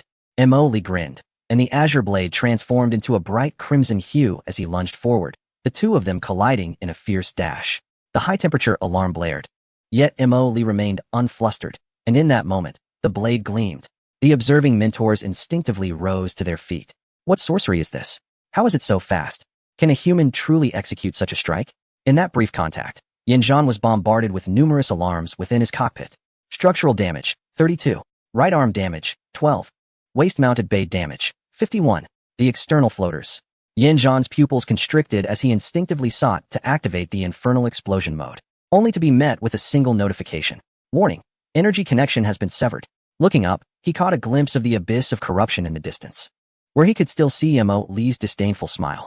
In the next moment, Mo Li swung his blade downward, and in an overloaded state, the cold abyss cleaved through the cockpit of the infernal blaze, exhausting its energy.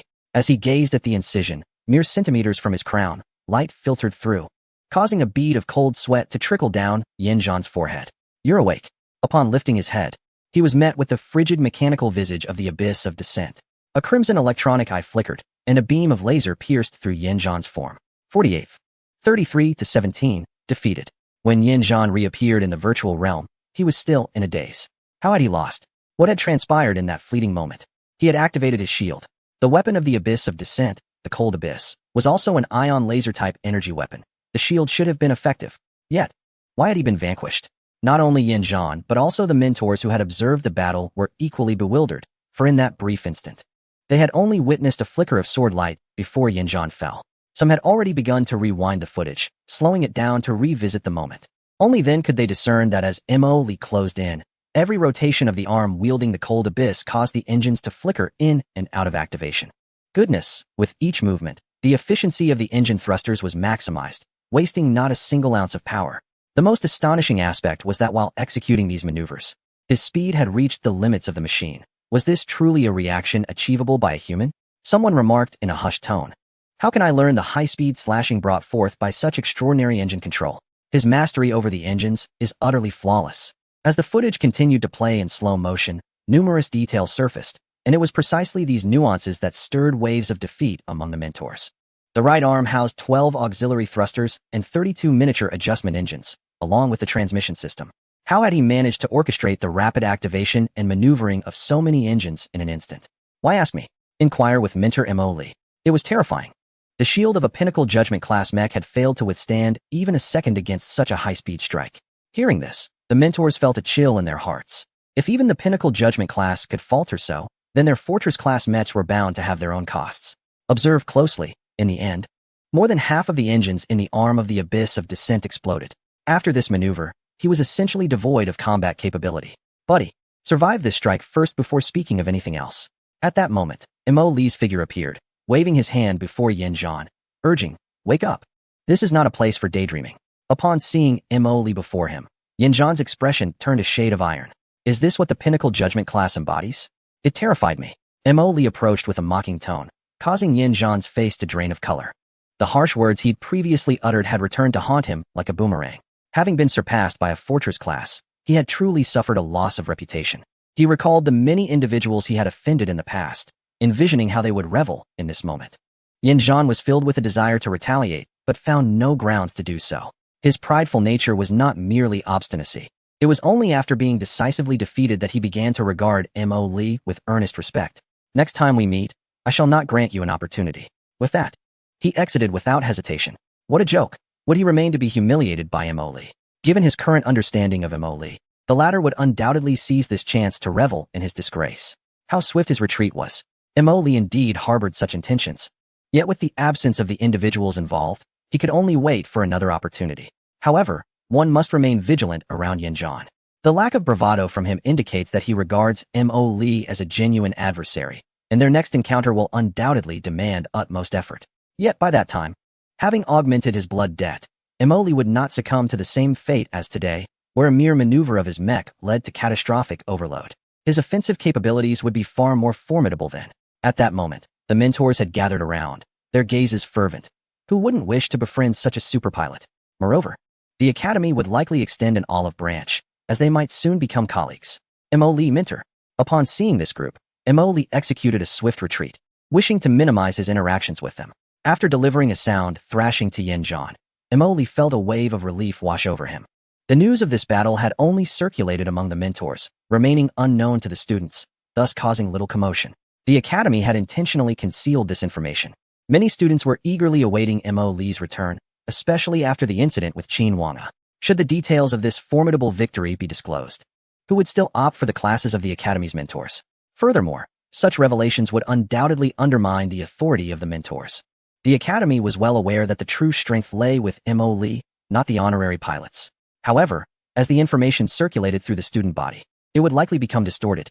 It was conceivable that discussions would arise regarding the honorary pilots being powerful figures, which could severely impact the mentors' prestige.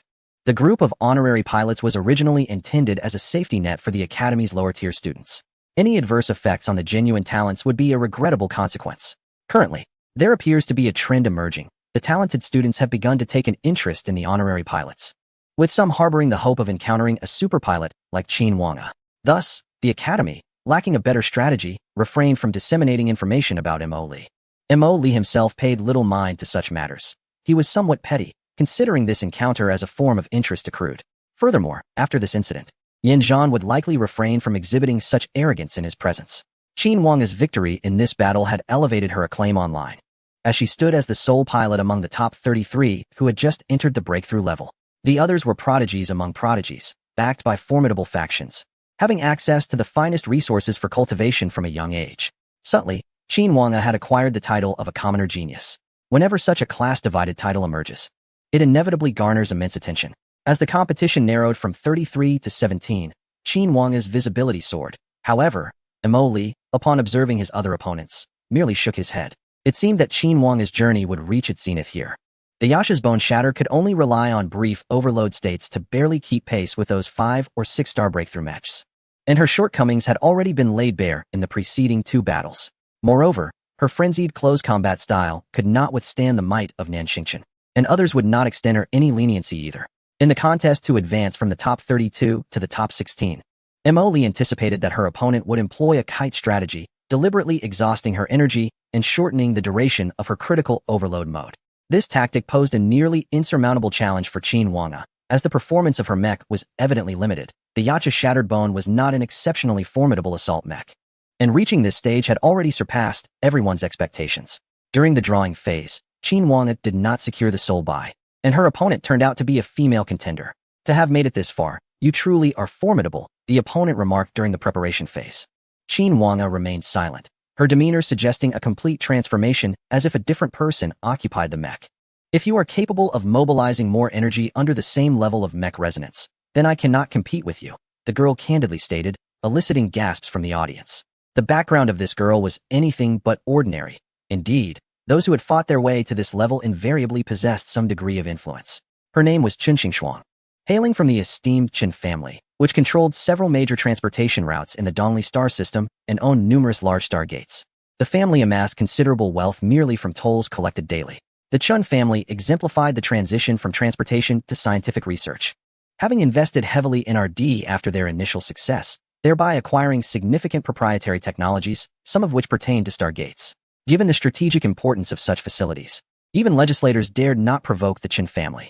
As the favored daughter of the Qin clan, Chen Xingxuang had already attained a resonance level of 100 and had reached the assault tier before her college entrance examination. In terms of mech technology, her propulsion system utilized several of the family's proprietary advancements, granting her superior speed compared to her peers, which was precisely what posed a threat to Qin Wanga. As the battle commenced, Chen Xingxuang indeed took the initiative to create distance, while Qin Wanga decisively activated her overload mode. Fully aware that this initial distance might represent her closest proximity to Chen Xingxuang throughout the fight, with her propulsion system operating at full power, the temperature soared rapidly following her overload activation. Witnessing this, Chen Xingxuang did not hold back, accelerating to maximum speed. Simultaneously, her missile bay opened to obstruct Qin Wanga's advance. However, such measures proved unnecessary, for even in overload, Qin Wanga could not catch up to Chen Xingxuang's full speed state. Proprietary technology is deemed superior precisely because it outperforms conventional technology and is exclusive. This disparity represented a chasm in capability. The overload mode could not be sustained for long. The Yacha Shattered Bone was straining under the pressure, and Qin Wanga's flight became increasingly unstable. Despite her flawless evasive maneuvers, executing minimal turns to dodge missiles without sacrificing her sprinting speed, it still fell short. The audience, initially filled with hope for Qin Wanga to create another miracle, fell into silence. In this battle, they bore witness to a divide defined by class, a divide not only of performance but also of lineage. As the mech's overload reached its limit, Qin Wanga's expression remained inscrutable, her gaze solely fixed on the distant mech of her opponent. The engine, pushed to its limits, could no longer endure. As the terrifying heat breached its threshold, the intricate structures within the engine melted away, releasing a colossal surge of energy. In an instant, the violent force engulfed the Yasha Shattered Bones, triggering a catastrophic explosion of the energy chamber, erupting in a grand display of flames. Chen Xingxuang halted her flight, her gaze complex as she contemplated the word victory before her. She had not emerged triumphant, nor had Qin Wanga suffered defeat. The spectators could only feel a lump in their throats. At least she stood firm until the end. Did she lose? It seems so, yet it also feels like she did not. What a pity, had she started from a higher point, she could have claimed her place among the super geniuses. The current leader is formidable as well. How despicable, always running away. If he were a man, he should confront her head-on. She truly is not that. Upon exiting the combat dimension, Qin Wanga spotted Mo Li beside her. Throughout the battle, Mo Li had maintained a stoic expression, but upon seeing her now, she resembled a girl who had just bombed her final exam. Tentatively, Qin Wang cast a glance at Mo Li, then lowered her head, nervously fiddling with her fingers. What are you doing? Mo Li inquired, puzzled. I lost. Isn't that expected? The opponent was a numerical beast, with speed approaching that of a fortress level. If you had won, that would have been alarming. Mo Li placed a reassuring hand on her shoulder. Let us not dwell on that. Come, let us eat. For Qin Wang, the freshman competition had concluded, and Mo Li was determined to treat her well, driving them to a popular food court within the academy.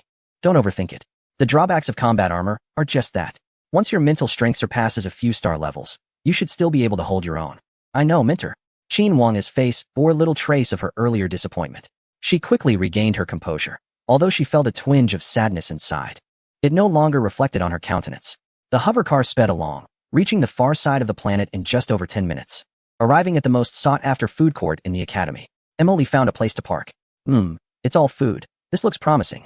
Her eyes brightened at the array of culinary delights before them. Let us go. But just as Emily prepared to indulge, Qin Wang was unexpectedly halted by a voice calling her name. Qin Wang? Accompanying the inquisitive tone were two tall girls striding towards her. Chen Xingxuang had not anticipated encountering someone so memorable while out for a meal. Her friend, Su Wanwan, looked at Qin Wang with a hint of curiosity. Seeing Qin Wang in reality struck both girls with an uncanny sensation. Chen Xingxuang's only prior encounter with Qin Wang had been during the preparation stage. A fleeting minute spent at a distance, her mind taut with anticipation, leaving no room for scrutiny. Now, observing her up close, she found it astonishing. She could not reconcile this seemingly introverted girl with the ferocious Yasha shattered bones. Is she truly Qin Wang? Su Wanwan's voice quivered slightly as she spoke. Her impression of Qin Wang was solely derived from the internet. The references to the leader of the Fighting God sect, threatening to deliver a fatal blow, and proclaiming that she would defeat any celestial being in a single strike seemed utterly disconnected from the real Qin Wang before her. Qin Wang looked up and said, I am Qin Wang. To her surprise, this was how she appeared in reality. However, since fate had brought them together, might they share a meal? Who are you? Chen Xingxuang. Chen Xingxuang was taken aback. You don't remember me? I apologize, but I have no recollection. Have we met? Qin Wang replied with a hint of politeness. It's me, Chen Xingxuang. We just battled today? Chen Xingxuang was slightly taken aback. She had put considerable effort into that fight and had genuinely focused on it. How could the other party not recognize her? Oh, I'm sorry. I tend to get quite immersed in battle. Qin Wang quickly apologized. Su Wanwan, observing her demeanor, couldn't he help but chuckle. Ha ha ha, your contrast is quite striking. Did you come alone? Oh, I came with my mentor.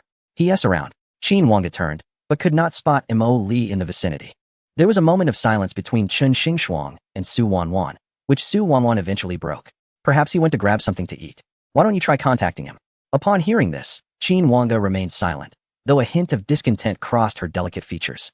How could a mentor lose track of their student along the way? Chapter 50. The victors must, of course. Mo Li could be contacted at any time. Xuanji was always keeping watch. Hello, where are you? Mo Li's voice came through. Qin Wang glanced around at the towering buildings, momentarily confused. We're next to the Lim Tianxiao restaurant on West Street. Chen Xingxuang quietly prompted. Qin Wang hurriedly repeated this. Are you with your friends? Then you should enjoy yourselves first. I have some delicious food here. Qin Wang instinctively wanted to respond, but Mo Li had already ended the communication, leaving the three of them exchanging blank stares. What should we do? Although Chen Xingxuang posed the question, a smile danced on her lips. Oh, come eat with us. Xingxuang is quite affluent and can afford anything. After the incident with Gao Fanyuan, Qin Wang felt quite apprehensive about dining with strangers. However, she found Chen Xingxuang to be somewhat agreeable. Ultimately, unable to resist their persistent persuasion, she decided to accompany them. Meanwhile, Mo Li was enjoying his own time. I hadn't expected our Wanga to start making friends. From the information I gathered, Chen Xingxuang is rather proud. It's surprising that she would approach Qin Wanga. Naturally, Xuanji had researched both Chen Xingxuang and her, or else Mo Li wouldn't have felt at ease. Chen Xingxuang was indeed affluent, taking Qin Wanga to high-end restaurants and private dining rooms. Throughout their journey, she and Qin Wanga exchanged few words, while Su Wanwan was quite chatty, successfully drawing out conversation from the two otherwise quiet individuals. During a conversation among three individuals, Qin Wang naturally became the focal point. She has emerged as the most dazzling new star in this year's freshman competition, currently leading the Dark Horse rankings. They all refer to you as the master of the combat sect. Are you aware of that? Su Wanhua inquired with a hint of curiosity. It was evident that Qin Wang was oblivious to this peculiar title, feeling somewhat bewildered at the mention of the combat sect. Combat mechs. Su Wanhua exclaimed, her excitement palpable. Few have wielded them, and even fewer possess true prowess. Yet their popularity remains high, primarily due to the significant risks involved in their use. You are almost becoming their icon, she continued enthusiastically. Isn't that a bit exaggerated? Qin Wanga responded with a hint of confusion, sensing an almost cult-like connotation. Chen Xingxuang, nibbling on her food, interjected, it's not an exaggeration. The visual appeal of combat mechs in battle surpasses that of standard mechs, and the potential for the weak to triumph over the strong is what captivates the audience. I wouldn't dare let you get close in our duel, otherwise. I wouldn't stand a chance, she added. Qin Wanga nodded, somewhat understanding. She chose to use the combat mech not for any other reason, but because the hero who liberated their planet had employed one. Chen Xingxuang gazed earnestly at Qin Wanga, saying, if I defeat you, I will carry your spirit forward. Oh, thank you, Qin Wanga replied. While such a response might seem dismissive from others, her friends understood her sincerity through their interactions. When your mental fortitude matches mine, it will become a challenge, Chen Xingxuang remarked with a wry smile. Our Chen family has thrived on transportation. Our research has focused on speed, with limited destructive capacity. At this, Qin Wanga appeared puzzled. Isn't speed synonymous with lethality? You mean kinetic energy? My mech's armor is too fragile. One misstep could leave me in pieces, she reflected, recalling the lessons from Mo Li, falling into contemplative silence. The direction of our family's research has been towards converting speed into offensive capabilities, yet increasing mech speed inevitably leads to lighter armor. Su Wanhua added thus. The greatest weakness of the Chun mechs lies in their inadequate defense, which is why Xingxuang hesitates to engage you directly.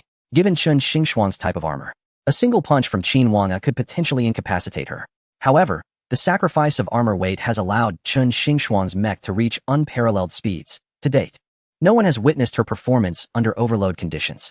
As they conversed, Mo Li had nearly finished her meal, savoring the delights of the city, renowned for its culinary excellence. After her indulgence, she prepared to depart and fortuitously encountered Yin Zhan and his entourage. A mysterious smile graced her lips as she approached them directly. Yin Zhan had already spotted Mo Li and instinctively considered turning away. Isn't this the vanquished opponent? Yin Zhan's expression darkened instantaneously, resembling the bottom of a pot. And the faces of Meng Sheng and Gao Fanyuan nearby were equally grim. Mo Li, what are you intending to do? Yin Zhan furrowed his brow, feeling a flicker of annoyance towards Mo Li for the first time. Was it truly necessary to cling to a single victory? At that moment, Xian Ji seemed to echo this sentiment, questioning whether Mo Li was merely bored. You guessed correctly, Mo Li replied in his mind. I still prefer your previous, untamed demeanor. With that, his gaze abruptly fixed on Gao Fanyuan. Almost instinctively, Gao Fanyuan took a step back, questioning their audacity to employ the subspace veil within the academy. Now that they were present, it was only fitting to teach Gao Fanyuan a lesson. Although the academy lacked evidence to act against him, Mo Li had his own methods. What subspace veil? I know nothing of it. Gao Fanyuan would certainly deny it, yet Mo Li was unconcerned. Do you know why I wish to battle your mentor? It's because I want to convey a warning. Do not meddle with Qin Wanga, or else even your pinnacle mentor of heavenly punishment will be unable to safeguard you.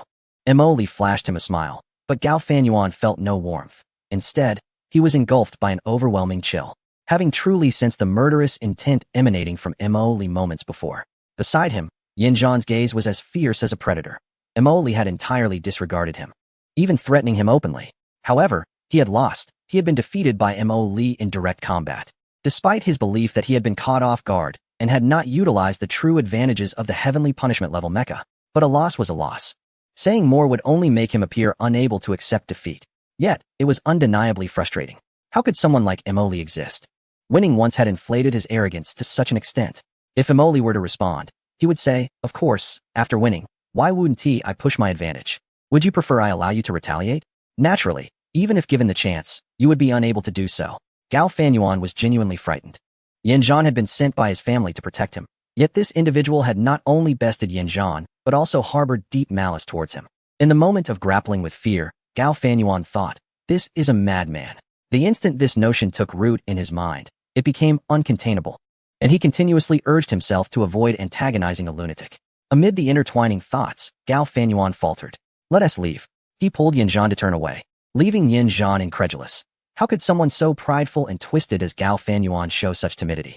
Observing their retreat, Mo Li did not intervene, instead smiling as he watched them depart. Yet, to Gao Fanyuan, that smile was somewhat terrifying. Once they had vanished from sight, Mo Li retracted his gaze. Intimidating a child is hardly commendable. A voice from beside him broke the silence, and Mo Li was not surprised. He had been waiting for this moment. Did you notice me? A man emerged from the side, dressed and appearing like an ordinary office worker, seemingly devoid of distinctive traits. What business do you have with me? Emoli did not reveal how he discovered him. Instead, he inquired directly. Allow me to introduce myself. I am Wu Ju, a mentor at the academy. My intention is merely to engage with you. Emoli walked towards the distance, where the riverside offered a view of the water and the nightscape across the river. Why do you wish to engage with me? He asked. I am curious about your purpose for coming to the academy. Your abilities surely extend beyond the level of heavenly punishment, do they not? Wu Ju inquired casually. Guess, Emoli replied. I shall not venture a guess. Though I am uncertain as to why you lack a mech that matches your prowess, should you choose to join the academy. We would arrange for you the finest mech of your rank. Emoli promptly declined. No, I prefer to maintain my freedom. I thought as much. It is unlikely you would join. Those old men insisted I make contact with you. By the way, you do not harbor any dangerous intentions, do you? Upon reaching the riverside, Missouri Lee rested his hands on the railing. What do you think? Initially, I was uncertain, but now I believe you harbor no such thoughts. Wu Ju replied, his expression earnest. I merely sought to borrow the points device, which is why I taught Qin Wang Gu. As for why things have turned out this way, I am perplexed by how weak your fellow students are. Wu Ju's lips twitched. Well, I must say, trying to undermine others is not commendable behavior. Undermine? I am puzzled. He should not belong to any faction, Emoli countered. Emoli's reaction alerted Wu Ju to something amiss. You are not affiliated with Professor Jiang Yan, are you? Which Professor Jiang Yan? Emoli wondered, perplexed at being labeled without having done anything. What? Wu Ju gazed at Emoli, whose expression indicated sincerity, and his mind raced. You are not one of Professor Jiang Yan's people? I am my own person, Emoli stated, exasperated. What? This is quite unusual. Wu Ju exclaimed. You do not know Professor Jiang Yan? The recent actions against the Empire were initiated by him. Emoli suddenly recalled his identity. Are you referring to him? Strictly speaking. Yes, but we seldom communicate. Wu Ju realized he had acquired substantial information, but found it challenging to process it all at once. However, it was clear that Emoli had a significant connection to Jiang Yan. This matter has become quite complicated. I must retreat for a moment. Jiang Yan had been relentlessly pursuing Zhe's whereabouts during this period. The Academy's supercomputer had been tirelessly analyzing various anomalous data to locate Zhe. Jiang Yan understood that any retaliation against the Empire could only culminate with Zhe, and thus he would not allow Zhe to escape. After days of no updates, Jiang Yan felt weary. At that moment, Yi Lingying contacted him. Upon seeing Jiang Yan's haggard appearance, she could not help but express her concern. Mentor, you should rest for a while. Zhe cannot escape. I am aware, Jiang Yan replied, rubbing his temples. The prolonged data analysis had caused a throbbing headache. But I do not wish for him to live much longer. Mentor, you truly need to rest. Upon meeting Yi Lingying's gaze, Jiang Yan was momentarily taken aback by her somewhat haggard appearance. Instinctively, he glanced at the nearby mirror, where he beheld his own aged and weary visage. All right, I shall take a rest, he said, ending the call and stepping out of the neural data center where he had resided for nearly a month. The natural light outside was somewhat blinding, prompting Jiang Yan to instinctively raise his hand to shield his eyes. After refreshing himself, he collapsed into bed, sleeping for over 10 hours, a feat that seemed quite extraordinary for someone of his advanced years. He hadn't experienced such restful slumber in quite some time, yet upon awakening, he found his vitality largely unrevived. Such is the plight of the elderly. After tidying himself, Jiang Yan settled onto a lounge chair in the garden, basking in the sunlight while perusing his starnet. Before immersing himself in data analysis, he set the starnet to silent mode and instructed that any urgent matters should be brought directly to him, while less significant messages could be left. Now, he was merely checking his messages. Initially, all seemed well, but upon encountering a message from Jiang Wensheng, his expression shifted to one of perplexity. A new system of combat armor? My people? What could this mean? Is that name referring to him? Is he also at the Star River Academy? Jiang Yan recalled the individual who had rescued Yi Lingying in the Yensong Star region. The circumstances surrounding that encounter were somewhat enigmatic. Yet the fact that he had saved Yi Lingying remained undeniable, so Jiang Yan had refrained from probing further. However, based on the information from Jiang Wensheng, this was far from simple. A self-contained combat armor system capable of defeating fortress-class opponents with ease. Clearly, this individual was no ordinary figure. Moreover, compared to Jiang Wensheng, Jiang Yan had a deeper appreciation for the significance of a new system. Upon reaching this conclusion, he promptly utilized his authority to search for information on Emoli. What he discovered were several new records. He has rented multiple workshops and registered his mech with the Academy. Does he intend to modify it himself? Furthermore, he noted that Emoli had ordered a plethora of materials, which naturally required registration for entry into the Academy. Jiang Yan recognized this as entirely routine. It was evident that Mo Li aimed to upgrade his mech, seemingly planning to undertake the modifications himself. Jiang Yan's interest was piqued. With the current automation in workshops, there was little manual labor required. Yet, even so, many aspects entailed complex technologies. How could he possess such confidence? Tracking the location of the workshop rented by Mo Li, Jiang Yan made his way to the operational site via a hover vehicle. Chapter 52. A reunion with Jiang Yan in the past couple of days. As soon as Mo Li secured his points, he swiftly registered the blood debt and the materials he had pre-purchased with the academy. Subsequently, he immersed himself in the workshop laboratory, commencing the transformation of the blood debt. The first order of business was a significant overhaul of the engine, which could be likened to the heart of the mech. A powerful heart would provide formidable blood propulsion. The Ember Dragon Empire's Star Ash Vector thrusters surpassed the energy conversion efficiency and power output of the blood debt's hyperfusion engine by more than threefold. In addition to the miniature pulsed plasma thrusters, this propulsion system serves as the auxiliary engine for the mech, enabling greater agility and precision in movement and maneuvering. This will grant Mo Li a significant advantage in close combat through meticulous control. The weapon known as the Blood Covenant Fist Blade is also a formidable instrument of destruction. It possesses two distinct forms, the fist form and the blade form. The fist form, designed specifically for combat mechs, needs no elaboration. In its blade form, a high-frequency vibrating particle field is activated, enhancing its cutting capability to an extraordinary degree, allowing it to effortlessly tear through even the most advanced armor.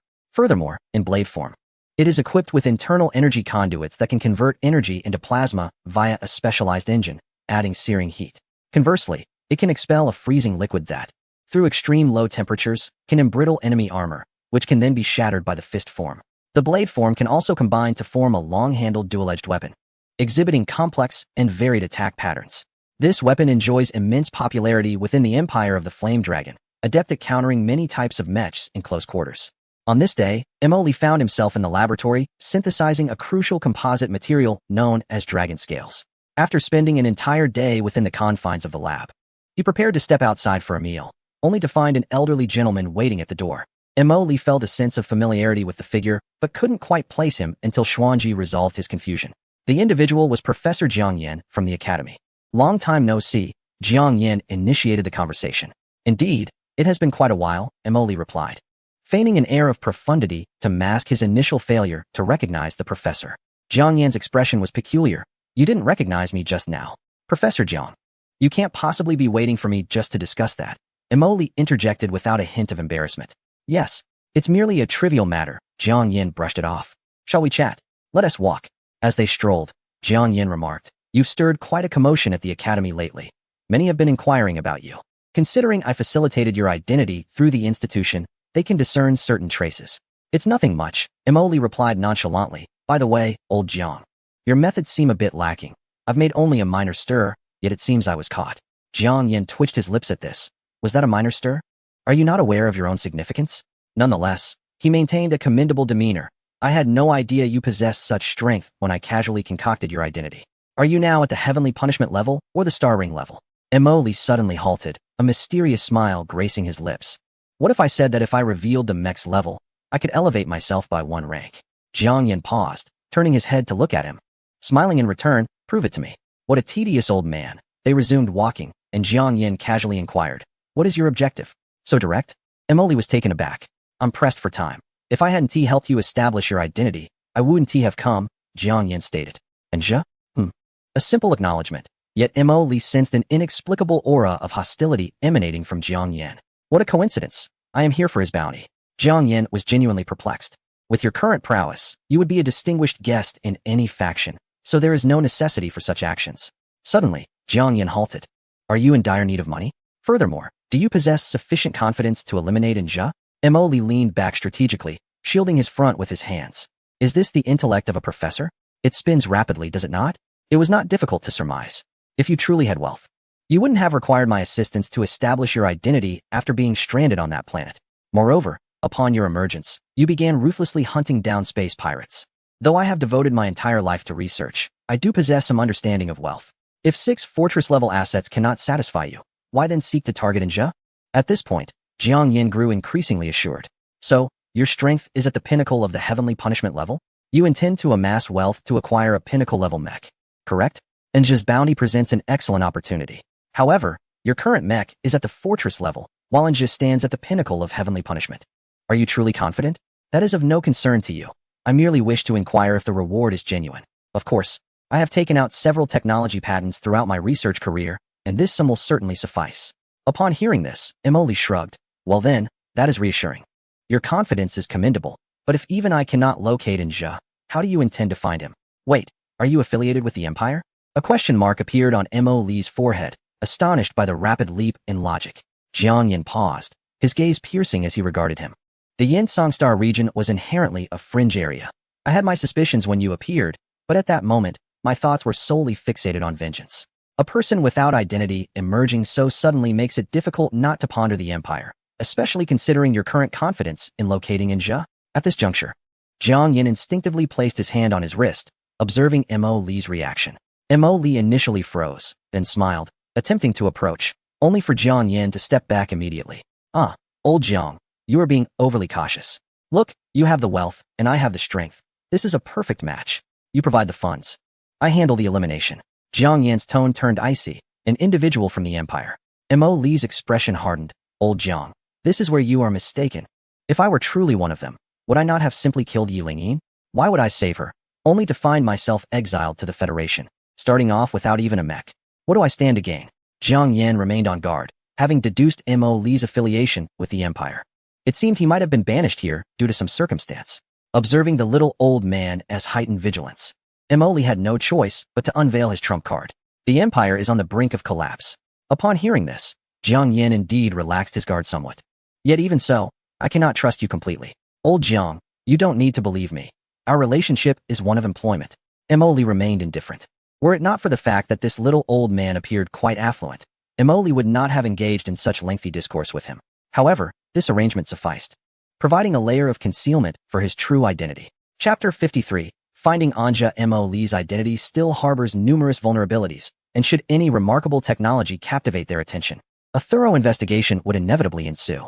At present, Jiang Yan's self-constructed narrative is quite appropriate. Therefore, Mo Li must swiftly solidify this notion. Regardless of whether I am an imperial citizen or a member of the Federation, I currently possess but one objective: to amass wealth. Coincidentally, you are affluent and require someone like me as your blade. Under normal circumstances, Jiang Yin would have dismissed Mo Li's words outright. However, Mo Li's display of prowess has piqued his interest. The Academy is not devoid of exceptional pilots. Yet in a situation where individuals remain elusive, the opposing side lacks the luxury of time to wait indefinitely. By the moment Jiang Yin identifies the target, it may be too late, as the adversary could very well have fled.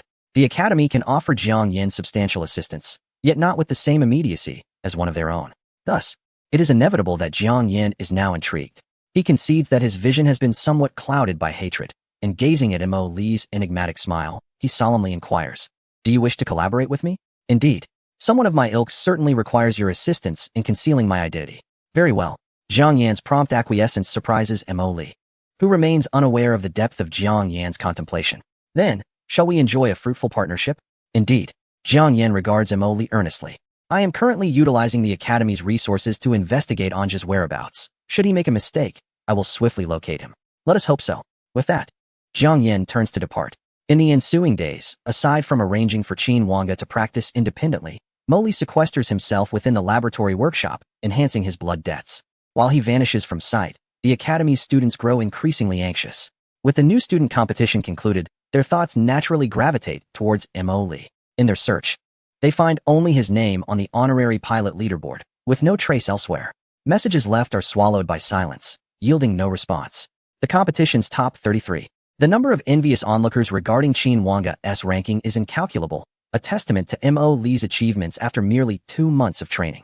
Qin Wanga has also benefited from a significant allocation of Academy resources, gaining complimentary access to numerous paid training facilities and various premium nutritional supplements that have greatly enhanced her training efficiency. Some have taken to the Star Network, posting incessantly in search of Mo Li, while others directly inquire with the Academy. However, the institution maintains a loose grip on its honorary pilots and remains reluctant to indulge the unrealistic aspirations of students with considerable talent. Nonetheless, such trends are unavoidable. The honorary pilots have entered a new era. Students who previously needed to lower themselves to attract attention now approach them willingly. The sense of gratitude among the crowd is palpable. The students of the Galaxy Academy are not merely followers of trends. Some can discern the caliber of the honorary pilots. Those who follow the crowd are primarily those hoping for a stroke of luck, especially since Mo Lee's initial performance was hardly distinguishable from that of these esteemed pilots. Unbeknownst to him, the world outside had been fervently seeking him. After a week of rigorous efforts and under the management of the Xuanji system, he successfully upgraded his blood debt. The appearance of the blood debt had not changed significantly, save for the addition of a crimson hue upon its twin fists, the Blood Covenant blade. With this weapon in hand, Mo Lee would find it considerably less taxing to confront the armors of divine retribution. Upon returning home and logging into the Star Network, Mo Lee intended to assess Qin Wanga's training progress, only to be startled by a barrage of messages. Xuanji, what is happening? You have become well-known, came the succinct reply. Well-known? Is it because of Qin Wanga? Mo Lee casually opened several messages, and indeed, they were all requests for mentorship. Humph, when I sought your guidance before, none came.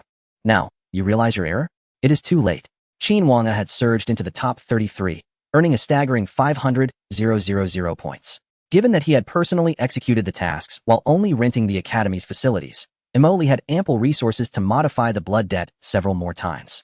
Currently, he lacked for points and had no intention of wasting time on apprentices. As others discovered they could not locate Mo Lee, they turned their attention to Qin Wanga. Initially, Qin Wanga found this quite bothersome, but fortunately, Chen Xingxuang and Su Wanwan intervened, helping to disperse those seeking her attention, allowing her to focus on her training. It was a week after Mo Lee had reinforced the blood debt that Jiang Yin calculated Nja's approximate location. He promptly communicated with Mo Lee. I have found Nja's approximate position. Oh, should I go directly? Yes, Jiang Yin affirmed with a nod. If others go, I fear it may alert him and cause him to flee. Based on the recent clues I've gathered, he is currently very cautious and changes his identity at the slightest disturbance. I have no issue with that. Where is he? Mo Lee, eager to test the upgraded blood debt, inquired. He is in the Dongli Star region. I have sent the precise location to the ship assigned to you. There is a ship provided? The timeliness of the message is poor. He will not linger in one place for long. The ship is docked at Space Dock 18. So depart swiftly. I have already set up your identity information. Understood. Mo Lee was not one to procrastinate. After ending the communication, he reached out to Qin Wanga. When the connection was established, she was in the midst of training. Instructor, what is it? I will be leaving the academy for a while. If any issues arise during this period, contact me remotely. All right. Qin Wanga lowered her head slightly, saying nothing more. Observing her demeanor, Mo Lee smiled and reassured her. Do not worry, I shall return shortly. Before my return, ensure you master the Beidou Tashing. I will assess your progress upon my return. Qin Wanga raised her head, her expression earnest as she replied, I will, instructor. Bidding farewell to Qin Wanga, Mo Lee opted not to take the hover car, but instead mounted the blood debt and activated its engines. A colossal entity, towering over 10 meters. Awakened as its electronic eye ignited, the engine infusing energy into its frigid mechanical form, seemingly breathing life into the blood debt it represented. As the vector thrusters ignited, a stream of violet energy erupted forth, propelling this behemoth, weighing over 40 tons, into the sky, defying the gravitational pull of the planet. Within the academy, the number of individuals piloting mechs was quite limited, as the majority of courses could be completed through the internal network. Those who engaged in actual piloting were typically on missions. When witnesses beheld the ascent of the blood debt, many presumed it was merely one of the mentors or an esteemed pilot, yet astute students recognized the unmistakable silhouette of the blood debt.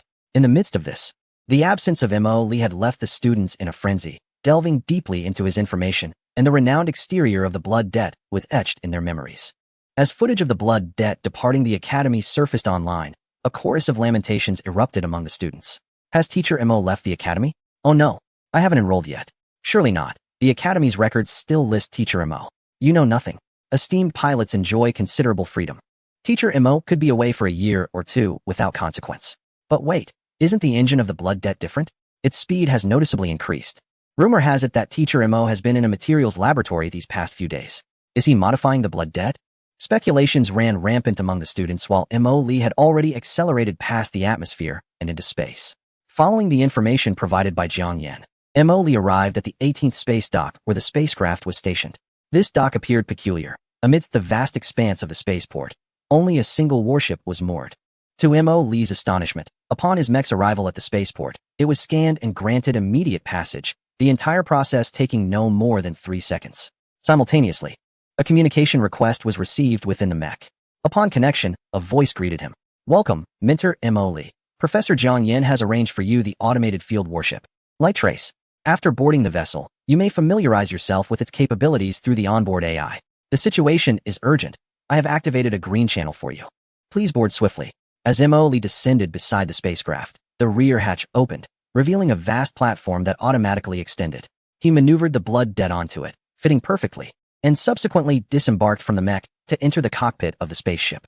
Welcome aboard. The voice of Xian-Ji supplanted that of the onboard AI. This vessel performs adequately. Let me ascertain our destination.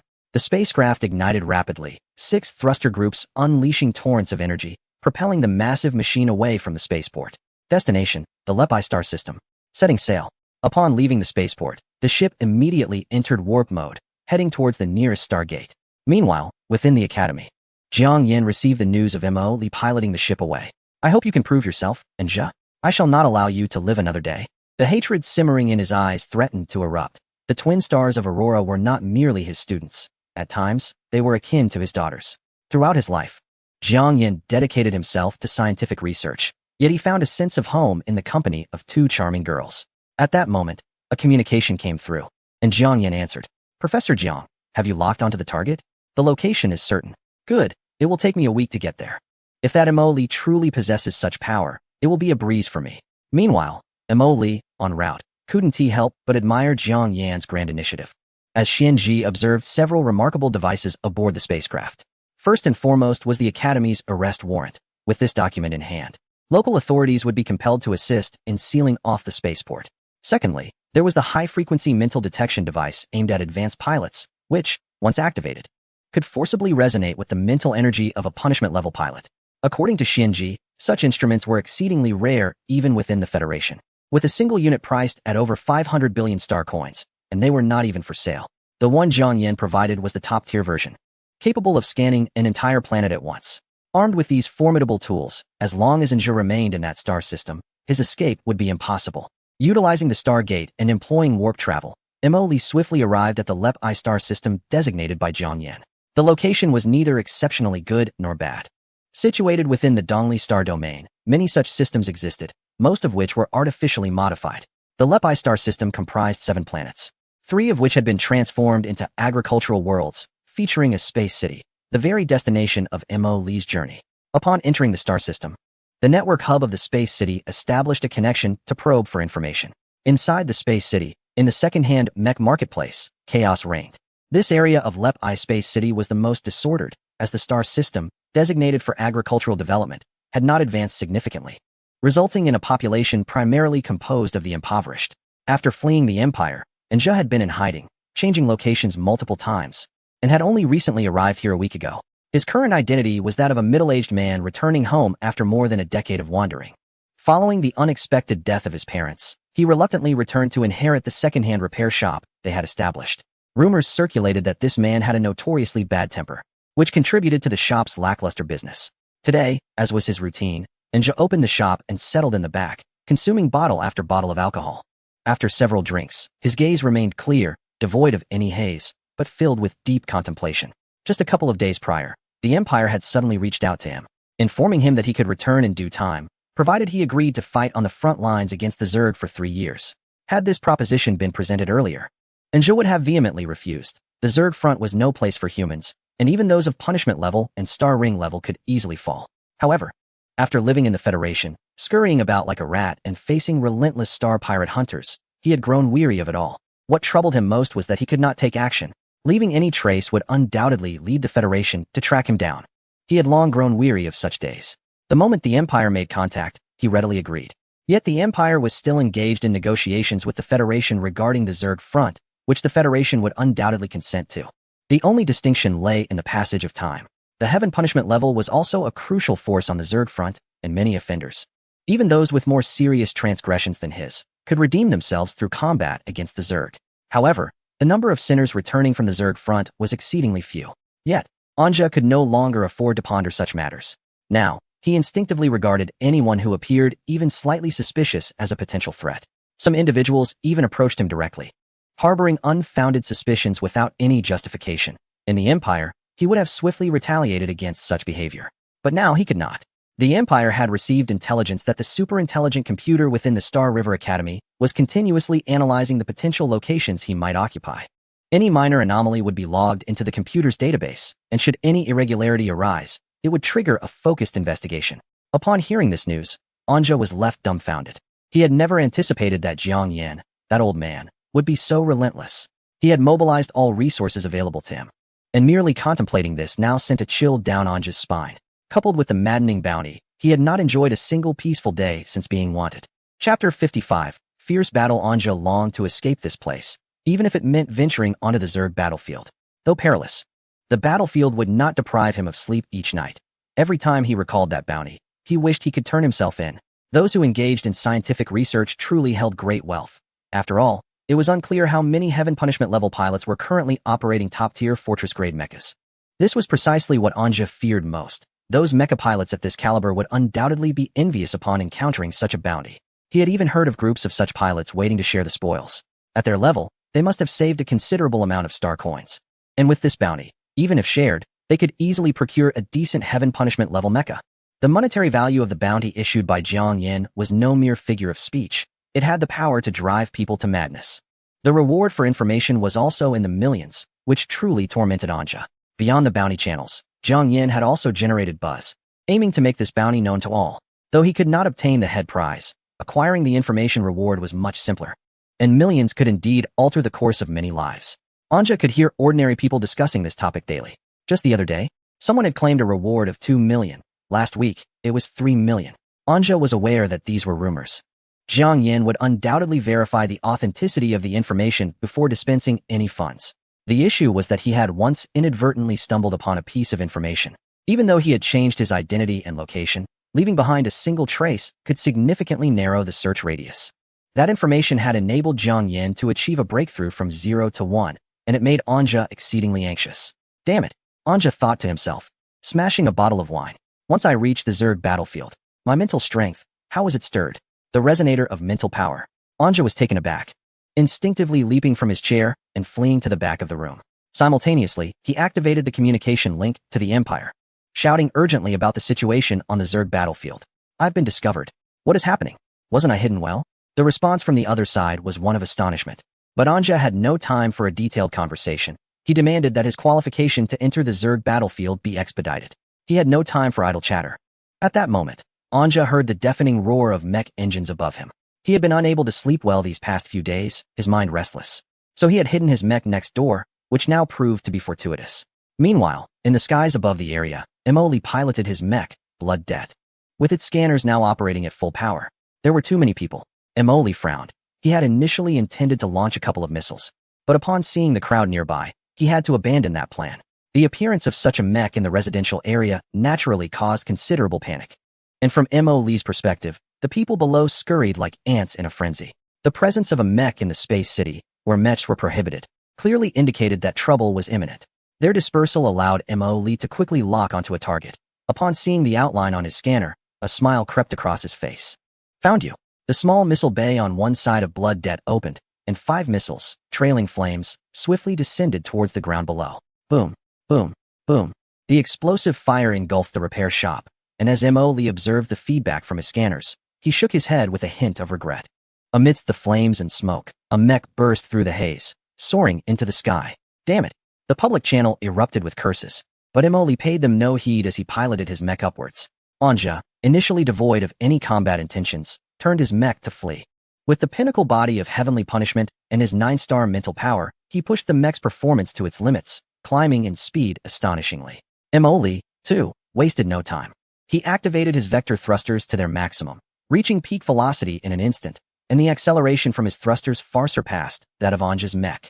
Currently, the Blood Pact was still in its gauntlet mode, and Emoli, arriving later, delivered a punch to Anja's side before he could fully accelerate.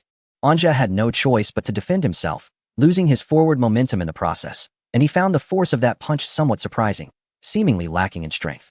But how had he caught up? The engine's recoil quickly negated the momentum from the punch, allowing Anja to scrutinize the mech before him more closely. Though the more he observed, the more peculiar it seemed. However, given the urgency of the situation, he instinctively chose to flee first. Emoli would not permit him to escape that easily. If Anja managed to increase his speed, he would be impossible to catch. But for now, the short-range burst from his vector thrusters granted him the advantage. As the threat drew nearer, Anja felt a surge of urgency. He was uncertain whether other space pirates lurked in the vicinity, should they converge upon him, even if he managed to carve a path through the chaos. The commotion would inevitably expose his hiding place. In that critical moment, a voice crackled through the communicator, bringing him unexpected joy. The negotiations had succeeded. The paperwork merely required some time to process. Anja's eyes lit up, and he immediately ceased his flight. He raised his arm to deflect a punch from Emily, while the armor on his back opened, revealing the colossal sword known as the Watcher. Your mech is merely a rudimentary heavenly punishment, is it not? Anja remarked suddenly. How dare you, a mere fish, come seeking a bounty from me? With a thunderous roar, Anja swung the Watcher in a sweeping arc. Emily remained silent. And as the giant blade descended, he activated the miniature pulse plasma thrusters on his